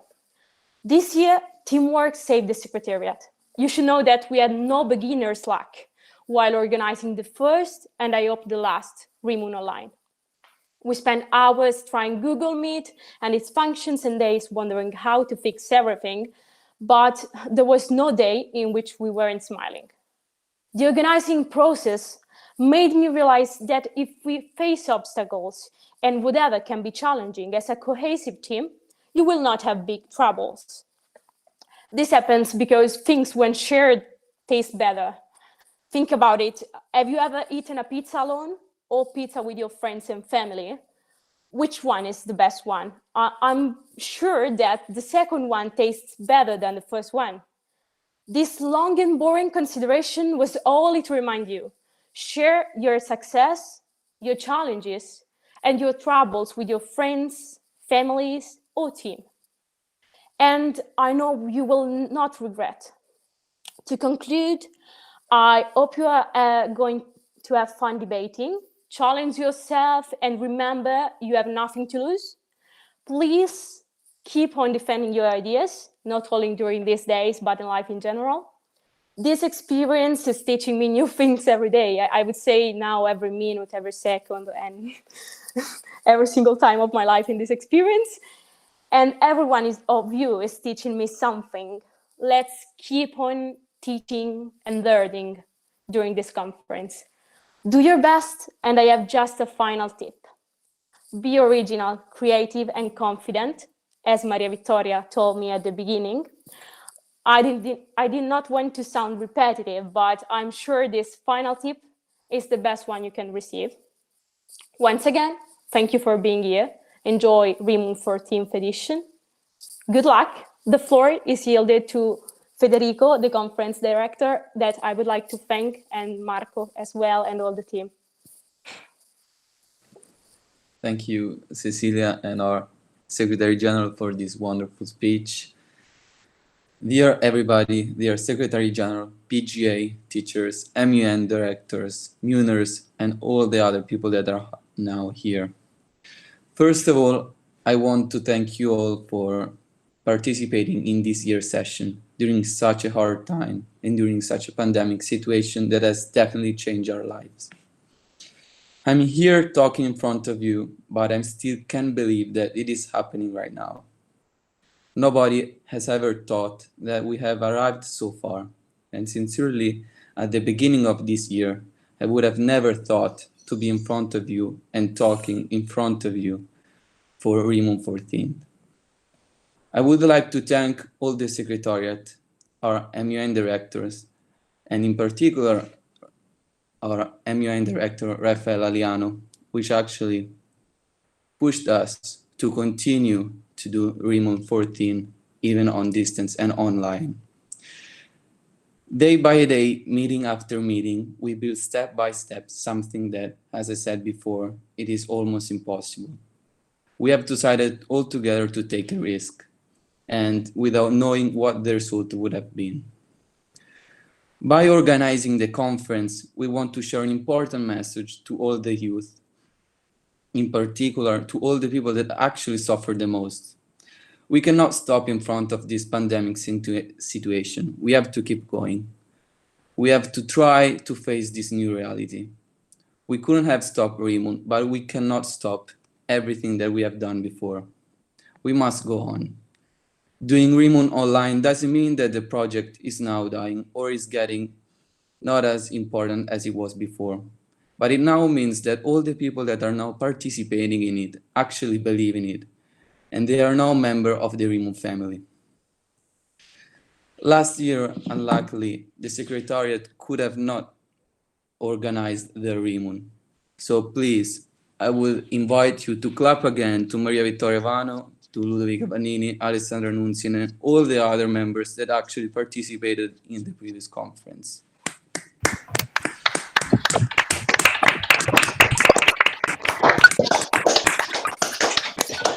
Without them, we couldn't have been here and we couldn't have proceeded with what we are doing right now, because actually they transmit us something that is actually in our hearts.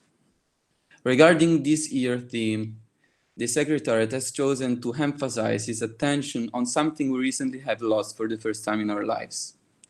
In the last months, we have witnessed a freedom restriction from the authorities intending to protect the population from an exponential and out of control increase on infection.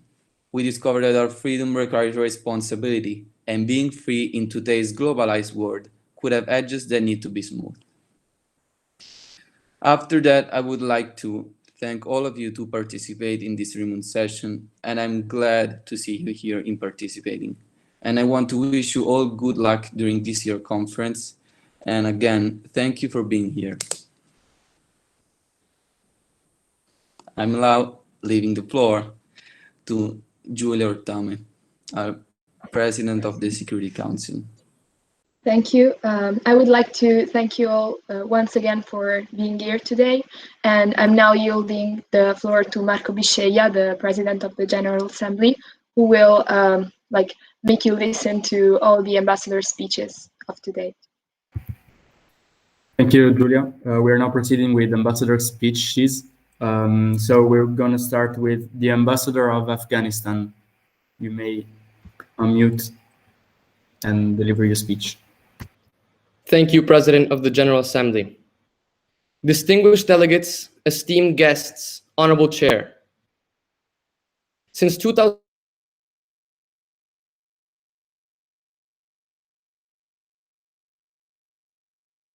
killed in the Afghanistan war, 43,000 of whom were civilians. 8,820 civilians, men, women, and children alike, died in 2020 alone. The situation is critical, and in this critical situation, just last Wednesday, United States President Joseph Biden and NATO allies announced that all United States and NATO troops will be withdrawn from Afghan land by the 11th of September. Although President Biden's decision will finally put an end to a 20-year war, it will also reduce counterterrorism efforts in Afghanistan by over 10,000 highly trained and specialized soldiers, leaving this nation vulnerable to civil war and Taliban victory. The delegation takes the chance to thank the United States and NATO allies for the many sacrifices made in the last 2 decades to help. But the delegation also realizes that, as of now, a very daunting future lays ahead. Innocent men, women, and children will fall victim to insurgent terrorist activities. Many more will be stripped of their freedom, and the development of the nation will undoubtedly stall. We make an appeal to you, our fellow members of the United Nations and the international community, to assist in peacekeeping, the buildup of Afghanistan's security, and the maintenance of freedom, because the real conflict, the fight against terrorism, is still far from over. As Persian poet Rumi Balkhi wrote, "Do not put a fire out by throwing on more fire. Do not wash a wound with blood." Now is the time to heal Afghanistan's open wound. Now is the time to establish an effective counter-terrorism system. Now is the time to ensure that basic human rights are respected in a democratic Afghanistan. Let us unite to find a state of peace which has been missing for over 40 years. Let us finally heal this wound and give Afghanistan the chance to look at the future with anticipation. The delegation looks forward to working with the United Nations to develop lasting solutions. Thank you. I now yield the floor to the General Assembly Director.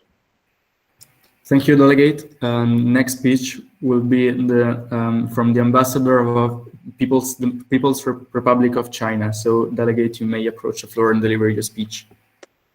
Thank you, President, Honorable Secretariat, fellow delegates, lovely staff, and esteemed guests. Good afternoon. It has become increasingly clear that globalization is an irreversible trend of history and the only road to the progress of human society. The pandemic reminds us once again that the world is a community where countries share the good and the bad luck and face a common future. It is impossible for countries to retreat to seclusion and isolation. Therefore, countries must collaborate to enjoy the benefits that globalization can bring. But they also have to come together to face the possible downsides of it. We must uphold the principle of mutually beneficial cooperation. We need to build trust rather than second guess each other. And we need to join hands rather than throw punches at each other. And we need to consult rather than slander each other. Bearing in mind the common interests that bind us all, countries need to work together to make economic globalization more open, inclusive, and balanced for the benefits of all. Thanks to the Chinese government's efforts to always have under control trade and matters related to the country's economy, both nationally and internationally, China has successfully managed to enjoy the benefits of globalization while always granting the safety of its citizens from the threatening aspects of it. With that approach, from 1981 to 2005, China has managed to lower its poverty rate of 68% and hopefully will continue to do so. Honorable Secretariat delegates, thank you for your attention. I now yield the floor back to the President. Thank you, Delegate. We're now proceeding with the Ambassador of Croatia.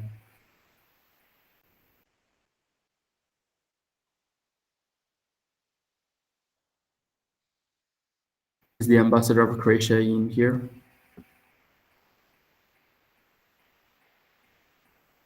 Yes, Can you hear yes, me? please go ahead. Sorry. Thank you. Honorable Secretariat, chairs and guests, fellow ambassadors, delegates, and hard-working staff, I am Alessandro Centoni, Ambassador of Croatia, and I'm honored to represent my country in the Commission on Narcotic Drugs. Our government is looking forward to share its beliefs about freedom with the United Nations. Freedom, the right that every individual and every population has to self-determine, is an extremely dear concept to our country. However, we believe that humans are not always capable to see when their free search for an identity is leading them to harm themselves and others. We will need to work together to ensure that nobody ever attempts to convert freedom into chaos. Ironically, to ensure that nobody ever attempts to convert freedom, ironically, to ensure freedom to everyone, we must limit it. It is a great responsibility, but the hardest choices require the strongest will, and our delegation is ready to give its best.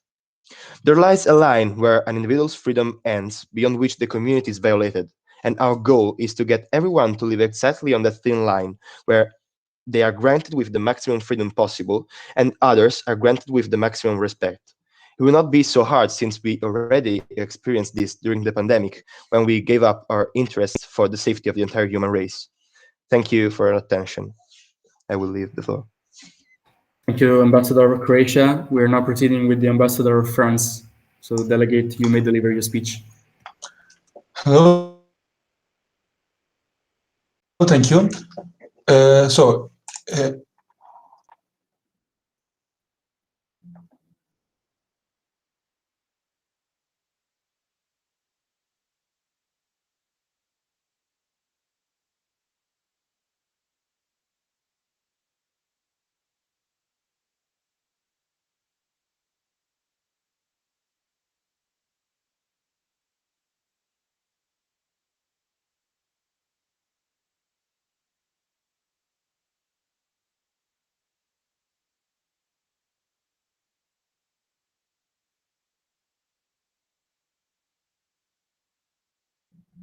Same the technological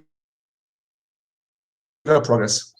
Of course, it has its problems, but it's undeniable that that the globalization has caused the beginning of one of the best periods of human life. The people in the world that are living in extreme poverty has almost had life expectancy grew to 70 years, and the number of people in the world having access to electricity has grew to 80%, and that is all thanks to the globalization and the technological progress. But we know that we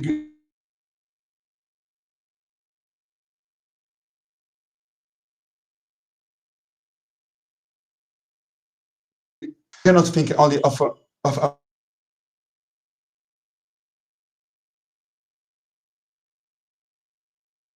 our neighbor is a war or is in an economic crisis. We are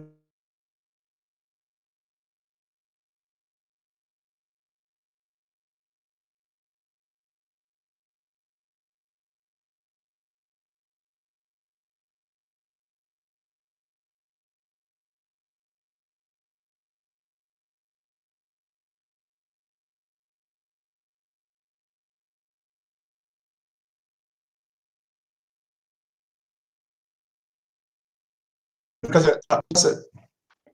to be far from the God is far from the war and near to the freedom. The floor is yielded. Thank you. Thank you, Ambassador of France. Next speech will be the one from the Ambassador of Germany. So, Delegate, you may approach the floor.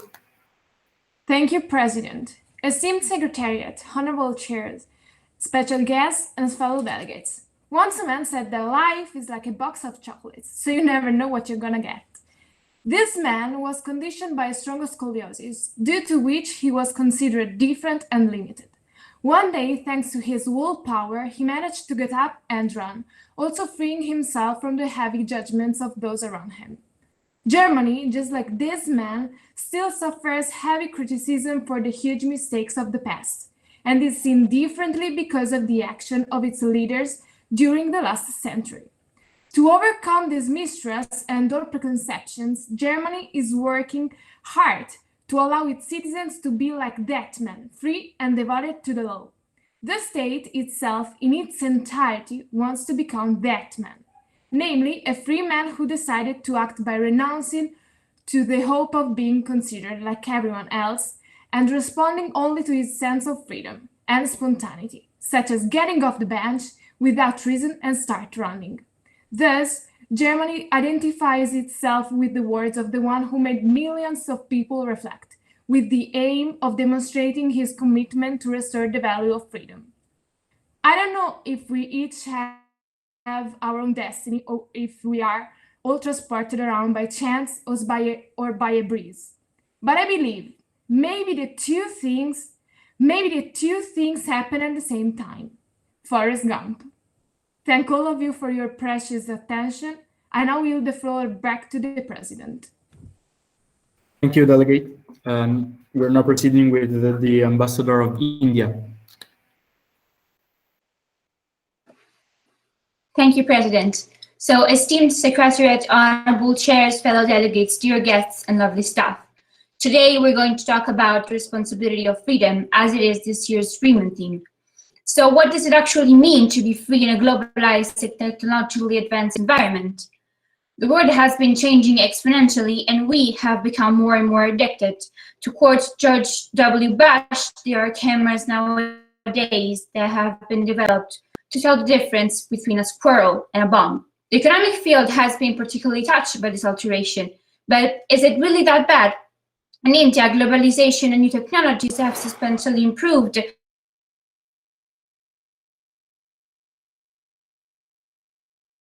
otherwise wouldn't have existed. They also brought connectivity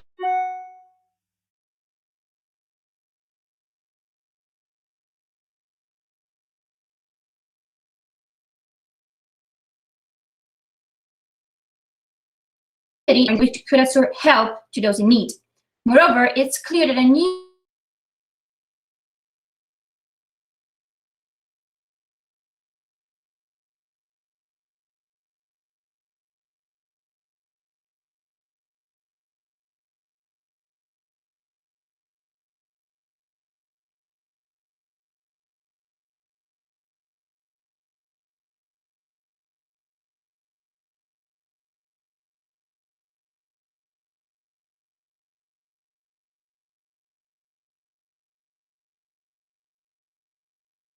advantage had increased with its liberalizing and growing economy. However, and the fight against more indiscriminate or harmful types of weapons, such as gas warfare and dum-dum bullets.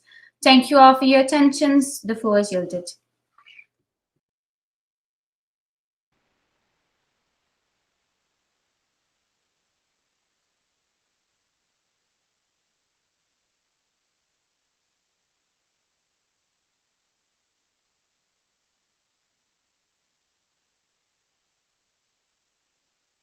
Thank you. Secretariat, honorable delegates, can you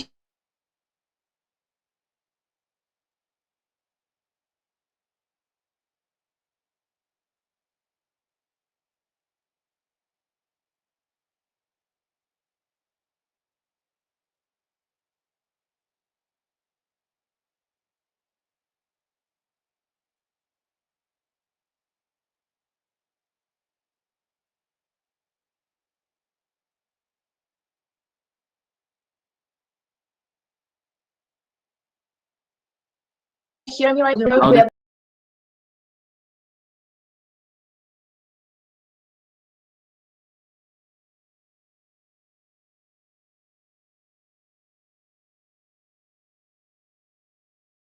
important is who supports the terrorists on a daily and hourly basis. Bashar Assad. Thank you for your attention.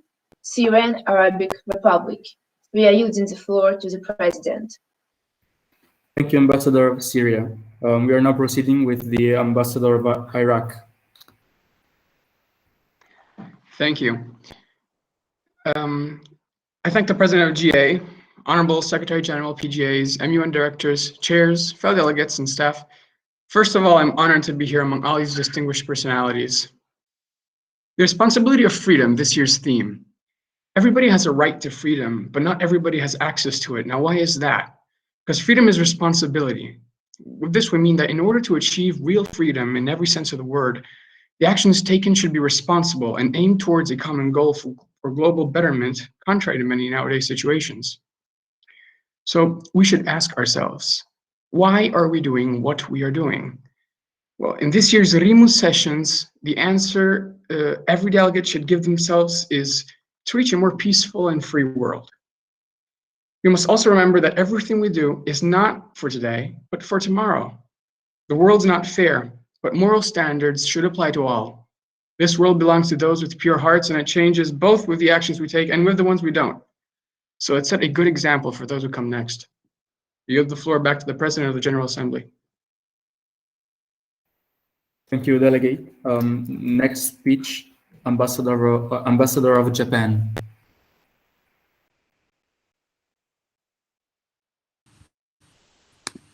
Thank you for the introduction, President of the General Assembly. Greetings to the Secretary General, Presidents of the Assemblies, Chairs, MUN Directors, and Ambassadors and Delegates. Quoting William J. Clinton, globalization is not something that we can hold off or turn off. It is the economic equivalent of a force of nature, like wind or water. Globalization has increased tenfold in the last century, whether it's through technological advancement in the field of transport and communication, or through countries' interactions, involving sharing of ideas, beliefs, and cultures. Japan has actively been on the forefront of technological advancements in the fields of automobiles and electronics. Globalization has brought us together as a community, but our self-interests have always managed to drive us apart. It's natural for nations to be driven by self-interest and place our duties as second. Japan too has done this on several occasions during World War II. However, it's not too late to change. We can always go the extra mile and change our actions and policies in such a way that we have a goal in mind. If it wasn't for achieving a greater goal, why was the United Nations made? In the 21st century, nations are free to voice their opinions. We have freedoms of speech, thought, and expression. But with that freedom comes a responsibility as nations. Some of us present here today have fought for our freedom and earned it, with lives being lost. And some of us, if we need to safeguard our interests, we will sacrifice thousands of lives for that. War and peace is a part of life. Japan has been an active participant in the 2 world wars, but we have changed. The Japanese Navy is now a self-defense force. The last thing we need right now is a nuclear war. Maintaining peace and cooperation is imperative along with developing as a community for a brighter future, so that we can finally achieve all sustainable development goals by 2030 and make sure that we live in a world as a community. Thank you. I yield the floor back to the President of the General Assembly. Thank you, Delegate. Next speech, Ambassador of Kenya. Honorable Secretariat, fellow delegates, and distinguished guests. Firstly, the delegation of Kenya would like to express its thanks to the President of the General Assembly for allowing this delegation to present itself in front of this year's opening ceremony. The delegation of Kenya realizes the importance of a world where freedom stands at the core of our society. As the First Amendment of the UN Declaration of Human Rights states, as well as embedded within the constitutions of nearly each and every member nations present here today, the responsibility we hold for freedom is paramount. Freedom is not to be taken for granted or seen as a luxury. It is a necessity that all people must abide to providing for their fellow citizens in order to maintain the prosperity of our world, fostering its longevity. The delegation of Kenya looks forward to hearing and debating other delegations' opinions on this and other issues. It pushes for constructive and productive debate for the entirety of the conference in the hope that solutions to the issues we currently face can be agreed upon effectively. Thank you for entertaining my speech and thank you for your attention. The delegation wishes every nation success in the days ahead. I yield the floor back to the President. Thank you, Delegate. Now, Ambassador of Libya, you may deliver your speech.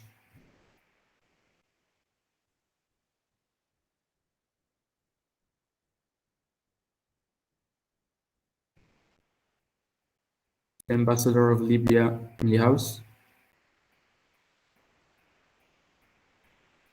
Proceed with the following one. Yes. Next one, Ambassador of Mexico. Thank you, Honorable President. Honorable President, distinguished delegates, and most esteemed guests. The Ambassador of the United Mexican States would like to welcome and thank all the members of the General Assembly for joining the conference, especially at this unprecedented time. We are honored to be a part of this event and are looking forward to combating the many problems that the world is facing today. Mexico wants to especially draw the House's attention to this year's theme, the responsibility of freedom. As Albert Hubbard, the American writer, once said, the responsibility is the price of freedom. As the third largest country in Latin America, Mexico has a clear stance on the matter. We believe that the globalization has badly affected the world we are living in today. Although it had many positive effects, it had resulted in an even more unfair world in which a small number of the population have the most power, which is regrettably most of the time used for individual gain. Mexico believes that we are now, more than ever, responsible for the consequences of every single one of our actions. As a signatory to the International Covenant of Civil and Political Rights, Mexico is trying to take effective steps in order to improve the personal freedom of its citizens, including the right to freedom of speech and expression, which has been a matter of debate in Mexico for a long time. Mexico is looking forward to collaborating with its allies for passing excellent resolutions, all for a common cause, to implement multilateralism, improve the condition in LEDCs, and prevent further humanitarian crises from happening. At this time of uncertainty, it is of utmost importance for all of us to promote selfless leadership and to put the needs of our people first, and after all, to make this world a better place. Thank you. The delegate yield the time back to the President of the General Assembly. Thank you, Delegate of Mexico. We are coming back to the Delegate of Libya. So, Delegate, you may proceed. Thank you, President of the General Assembly. Esteemed Secretariat, Honorable Chairs, fellow delegates, distinguished guests, and lovely staff. A stab in our back. That is what Prime Minister Dubaiba has called the current foreign forces that have been lingering on Libyan territory after the ceasefire agreement was signed in October 2020. On 16th of April 2021, the UN Security Council has unanimously passed a resolution which calls for all foreign forces and mercenaries to withdraw from Libya without delay and in a manner that fully restores Libya's sovereignty and preserves its national unity, independence, and territorial integrity. The overthrow of Gaddafi in 2011 resulted in the country being divided between the internationally recognized Government of National Accord and Haftar's self-proclaimed Libyan National Army. After years of war, we know how important freedom is. Libyan people have fought and suffered enough for their freedom, and it is finally time to heal the numerous wounds war has left. We are hopeful and optimistic that we are heading towards years of democratic stability, where the freedom of the individual is not violated and all can live without fear of the next day. Of course, the Libyan government is well aware of the responsibilities that come with freedom. The chaotic wars sometimes resulted in violations of laws that we do not take lightly and that the new government will be working towards improving. To conclude, it is crucial for the peacemaking process and the successful transit to a democratic, prosperous country that we get to do it on our own without any external forces on our territory. We are open to collaboration with all nations and are waiting to see our request come to fruition. Thank you all for your attention. The floor is yielded now back to the President of the General Assembly. Thank you, Delegate. Next speech, Ambassador of North Korea. Esteemed Secretariat, Honorable Chairs, fellow delegates, and esteemed guests, it is with great pleasure that we welcome you to the 14th edition of the RIMUN. While the international community has been all too eager to discuss freedoms and rights, they seem to have forgotten that every single one of them carries responsibilities within itself. Therefore, during the so-called American century, we have witnessed the effects that deregulation and selfish individualism have had on the world. Staggering levels of inequality, global warming, and unsustainable levels of debt are just some amongst many of them. Thanks to the efforts of the North Korean government, our citizens have been protected from these problems. But now they are being amplified and exacerbated by technological advancements and globalization. We therefore encourage you to keep them in mind and, when the time comes, to fix them.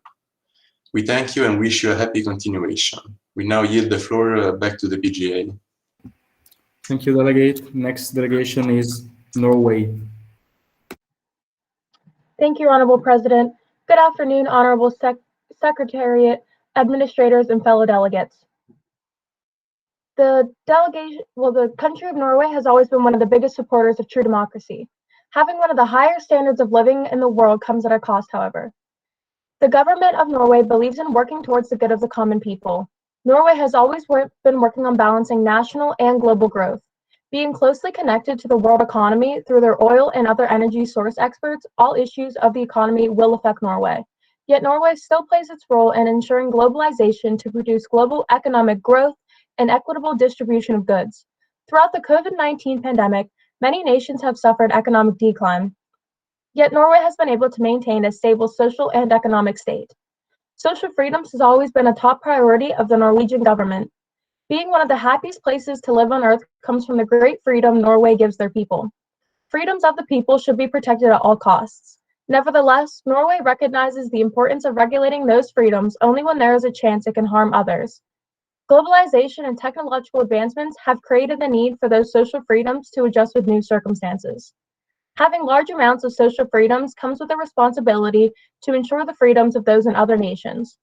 During times of war, it is important to maintain diplomacy. Norway has a history of maintaining neutrality during conflicts. We as free nations have a responsibility to protect the common good, and protecting the common good of the world while maintaining national security, freedom, and prosperity should be the focus of all discussions. Thank you, and I yield the floor back to the General Assembly President. Thank you, Delegate. Next speech, Ambassador of Pakistan. Thanks, egregious President, distinguished Secretary General, honorable chairs, fellow delegates, and lovely staff. Good afternoon. The delegation of Pakistan thinks that the freedom of every country in our contemporary world, ruled by globalization, the internet, and technological advancement, entails great responsibilities. International economy in recent years has been changing, and the spreading of COVID-19 pandemic has proved a decisive turning point in this change. The world market has had to adapt to the needs of the population, even in a situation of great crisis such as this one. The great multinationals have strengthened more and more in the last period, thanks to the new sites and platforms online for commerce and sales. Currently, the economic choices of a single country can influence many other countries that depend on it, and for this reason, it is important to find transparency to guarantee a stable international balance among several economic policies. Freedom is an essential principle of human coexistence, and we must underline its importance. Nowadays, there's an abuse of individual freedom, often with violent and catastrophic results.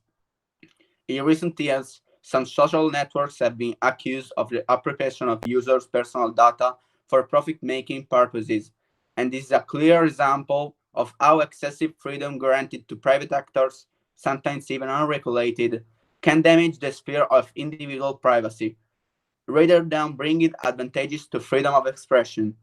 The main objective of the United Nations is to guarantee peace in the world, and in this regard, the delegation of Pakistan invites all the member states to think about the risks that social networks may presently involve.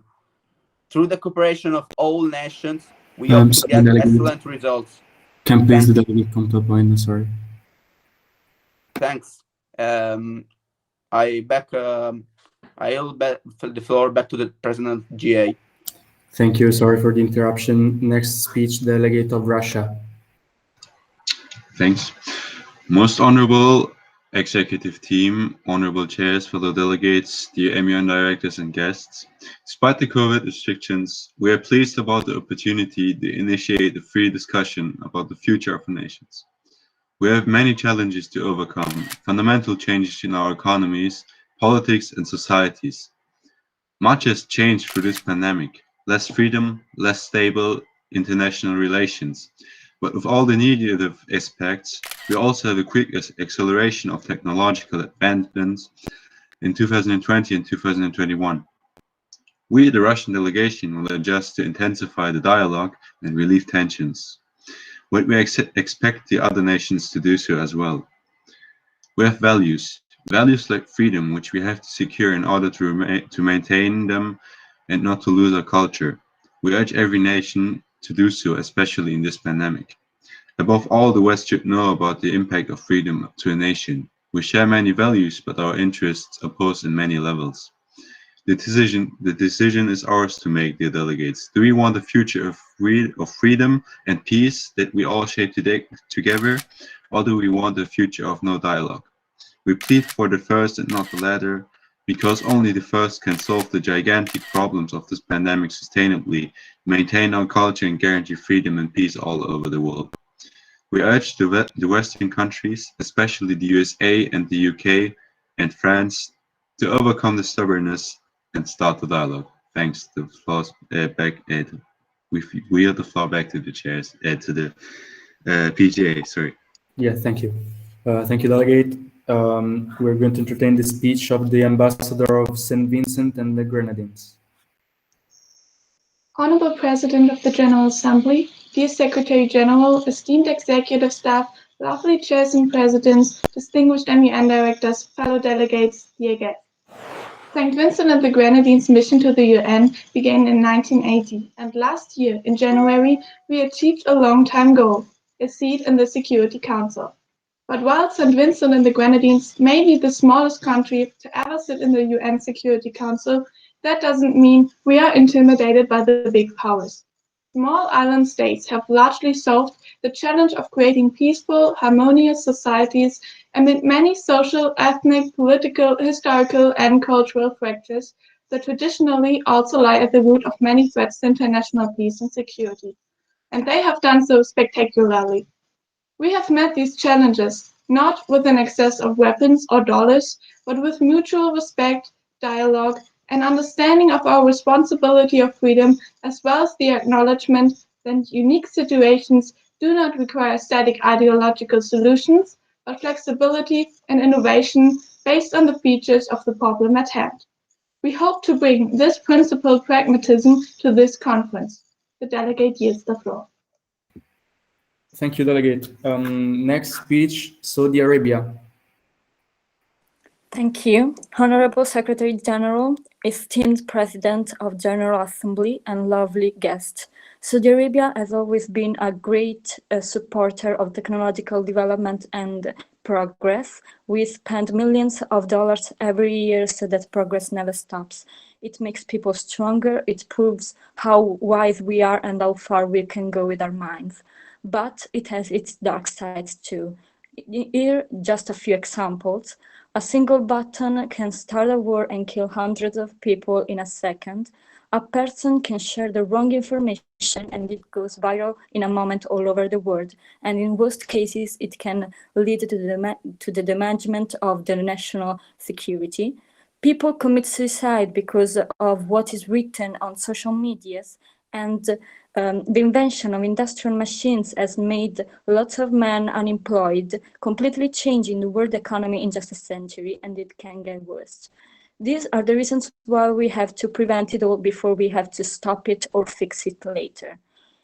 We, as the Saudi Arabian delegation, together with all the other nations, are going to do our best to ensure people's security and safety. Thank you so much for your attention. I yield the floor back to the President of General Assembly. Thank you, Delegate, so much. Next speech, Delegate of Turkey. Thank you.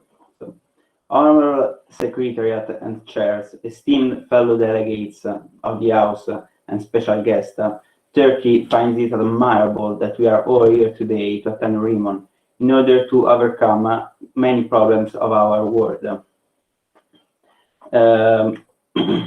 Since the dawn of times, the human race has proven itself to be an elected species.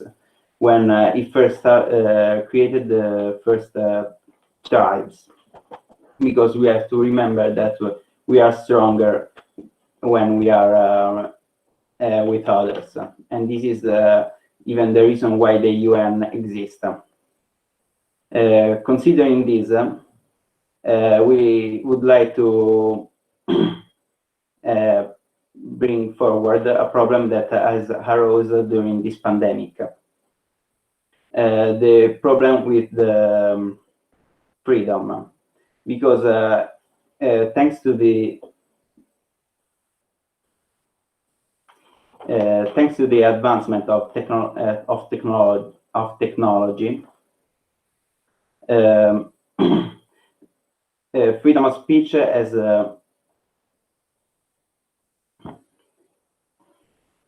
has spread all around the world, and this is something that should be prized, and we should all pursue. But we have to remember that freedom is not something that can be achieved without doing anything, because there has to be some rules to it. We cannot do something without thinking about the consequences. So we hope that in this conference we are going to find a solution to this world where freedom is mistaken. Second, we would like to talk about the war, because Turkey recognized that there are many... Sorry for the interruption. Could you please come to a point? Sorry. So Turkey hopes that this session will be fruitful, and thank you. Turkey, I yield the floor back to the PGA. Thank you, Delegate. Sorry again. Next speech, Ambassador of United Nations High Commission for Refugee. Thank you, President. Honorable President, chairs, delegates, and professors. The delegation of UNHCR is deeply concerned by the situation that the millions of refugees are currently facing on a worldwide basis. The pandemic crisis and also the risk that these refugees are facing are not helping with solving their millions of problems. While we read this year themes, so the responsibility that comes with freedom, we cannot forget about the importance of not leaving anyone behind, of considering also the weakest. While we are shaping the future global policies for economy, we must not only make the interests of the few and of the privileged, but also to consider all the less developed countries and the human beings that live in these countries. We need also to consider the risks that refugees are currently facing and the problems that they have in social integration, and also the risks that comes with war and the development of war technologies.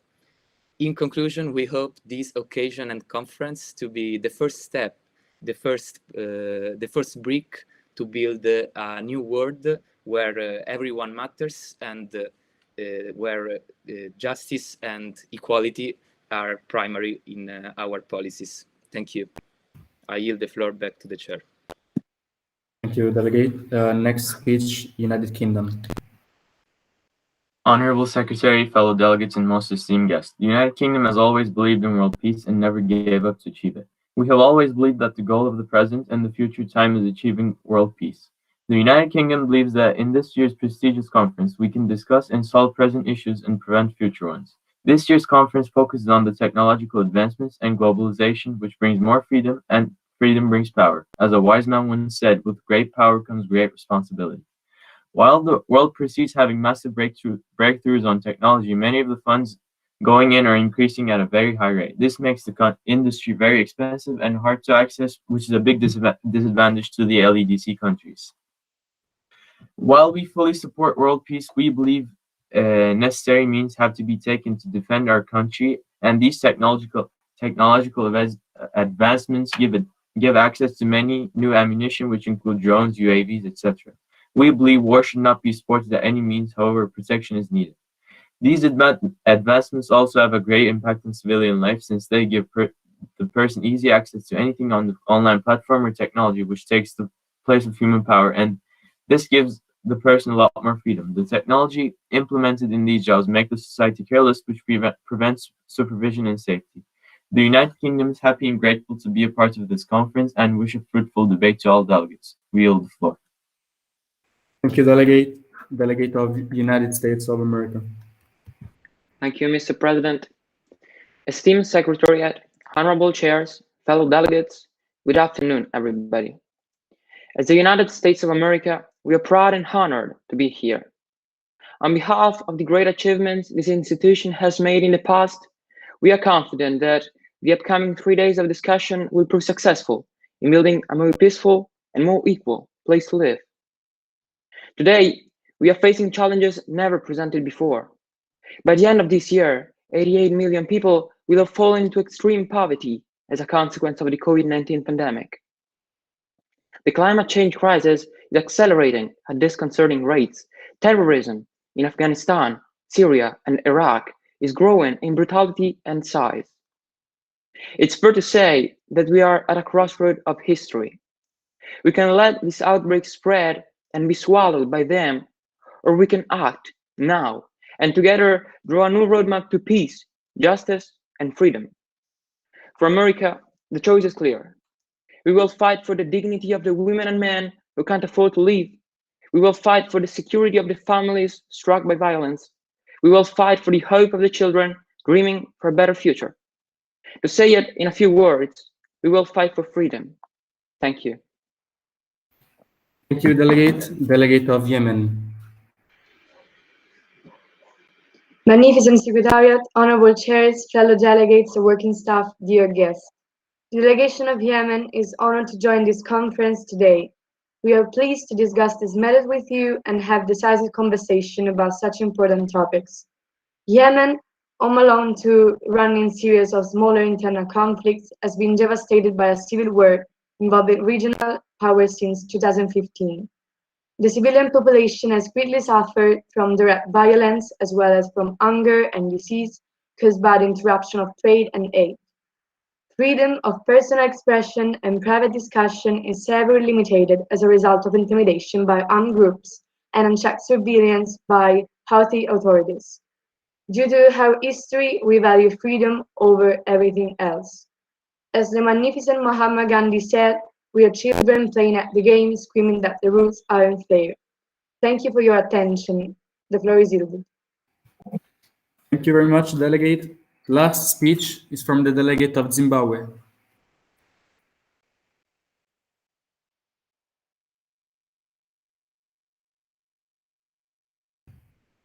Delegate in the House.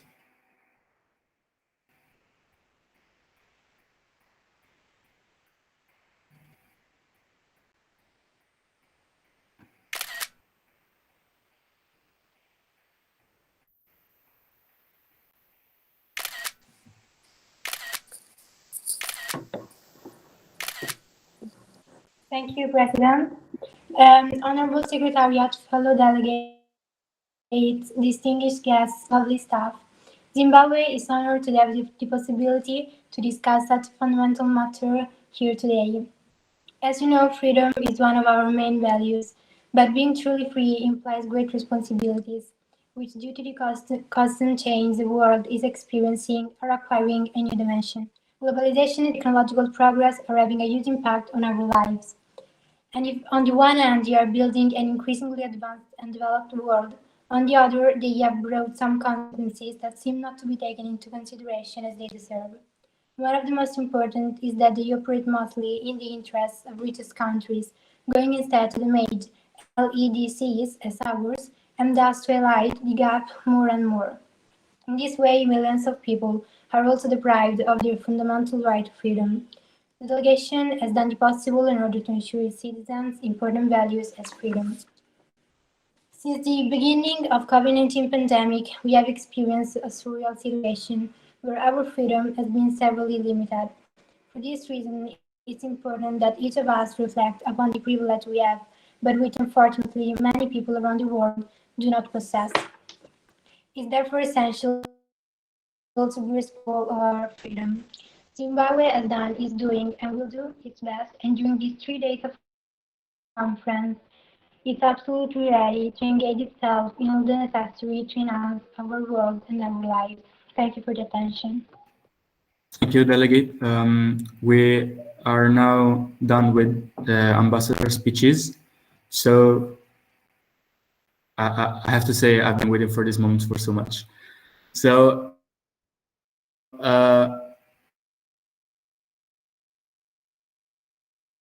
I have RIMUN. Clapping is in order.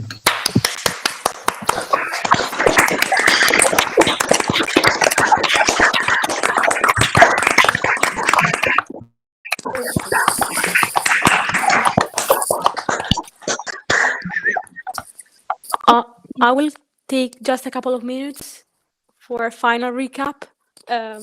Okay, so tomorrow the debating time starts at 10 with lobbying 10 European time. And we keep going with lobbying time till I think 3:30, and then we are starting debating. And we'll keep debating for the entire day of Saturday, and then on Sunday we are going to have the plenary session. I hope this is clear to everybody, and I think you received the invitation on your email for the debating time. If not, please contact your chairs. And just a final thing, I would like to thank one of my teacher, Professoressa Corsetti, because she was really helped today and in these last days for the live on YouTube and all the technical stuff. So thank you once again. And I wanted it to be on public. Thank you so much, Cecilia. It's a pleasure to me and whole. Thank you. And so I think we have done for today, and see you tomorrow. See you tomorrow. Bye, everyone. Bye. Bye. Thank you once again. Thank you, everybody. Have a nice day. Bye. Thank you, everybody. Have a nice day. Bye. Bye. See you tomorrow. Have a nice day. Bye. Squeeze.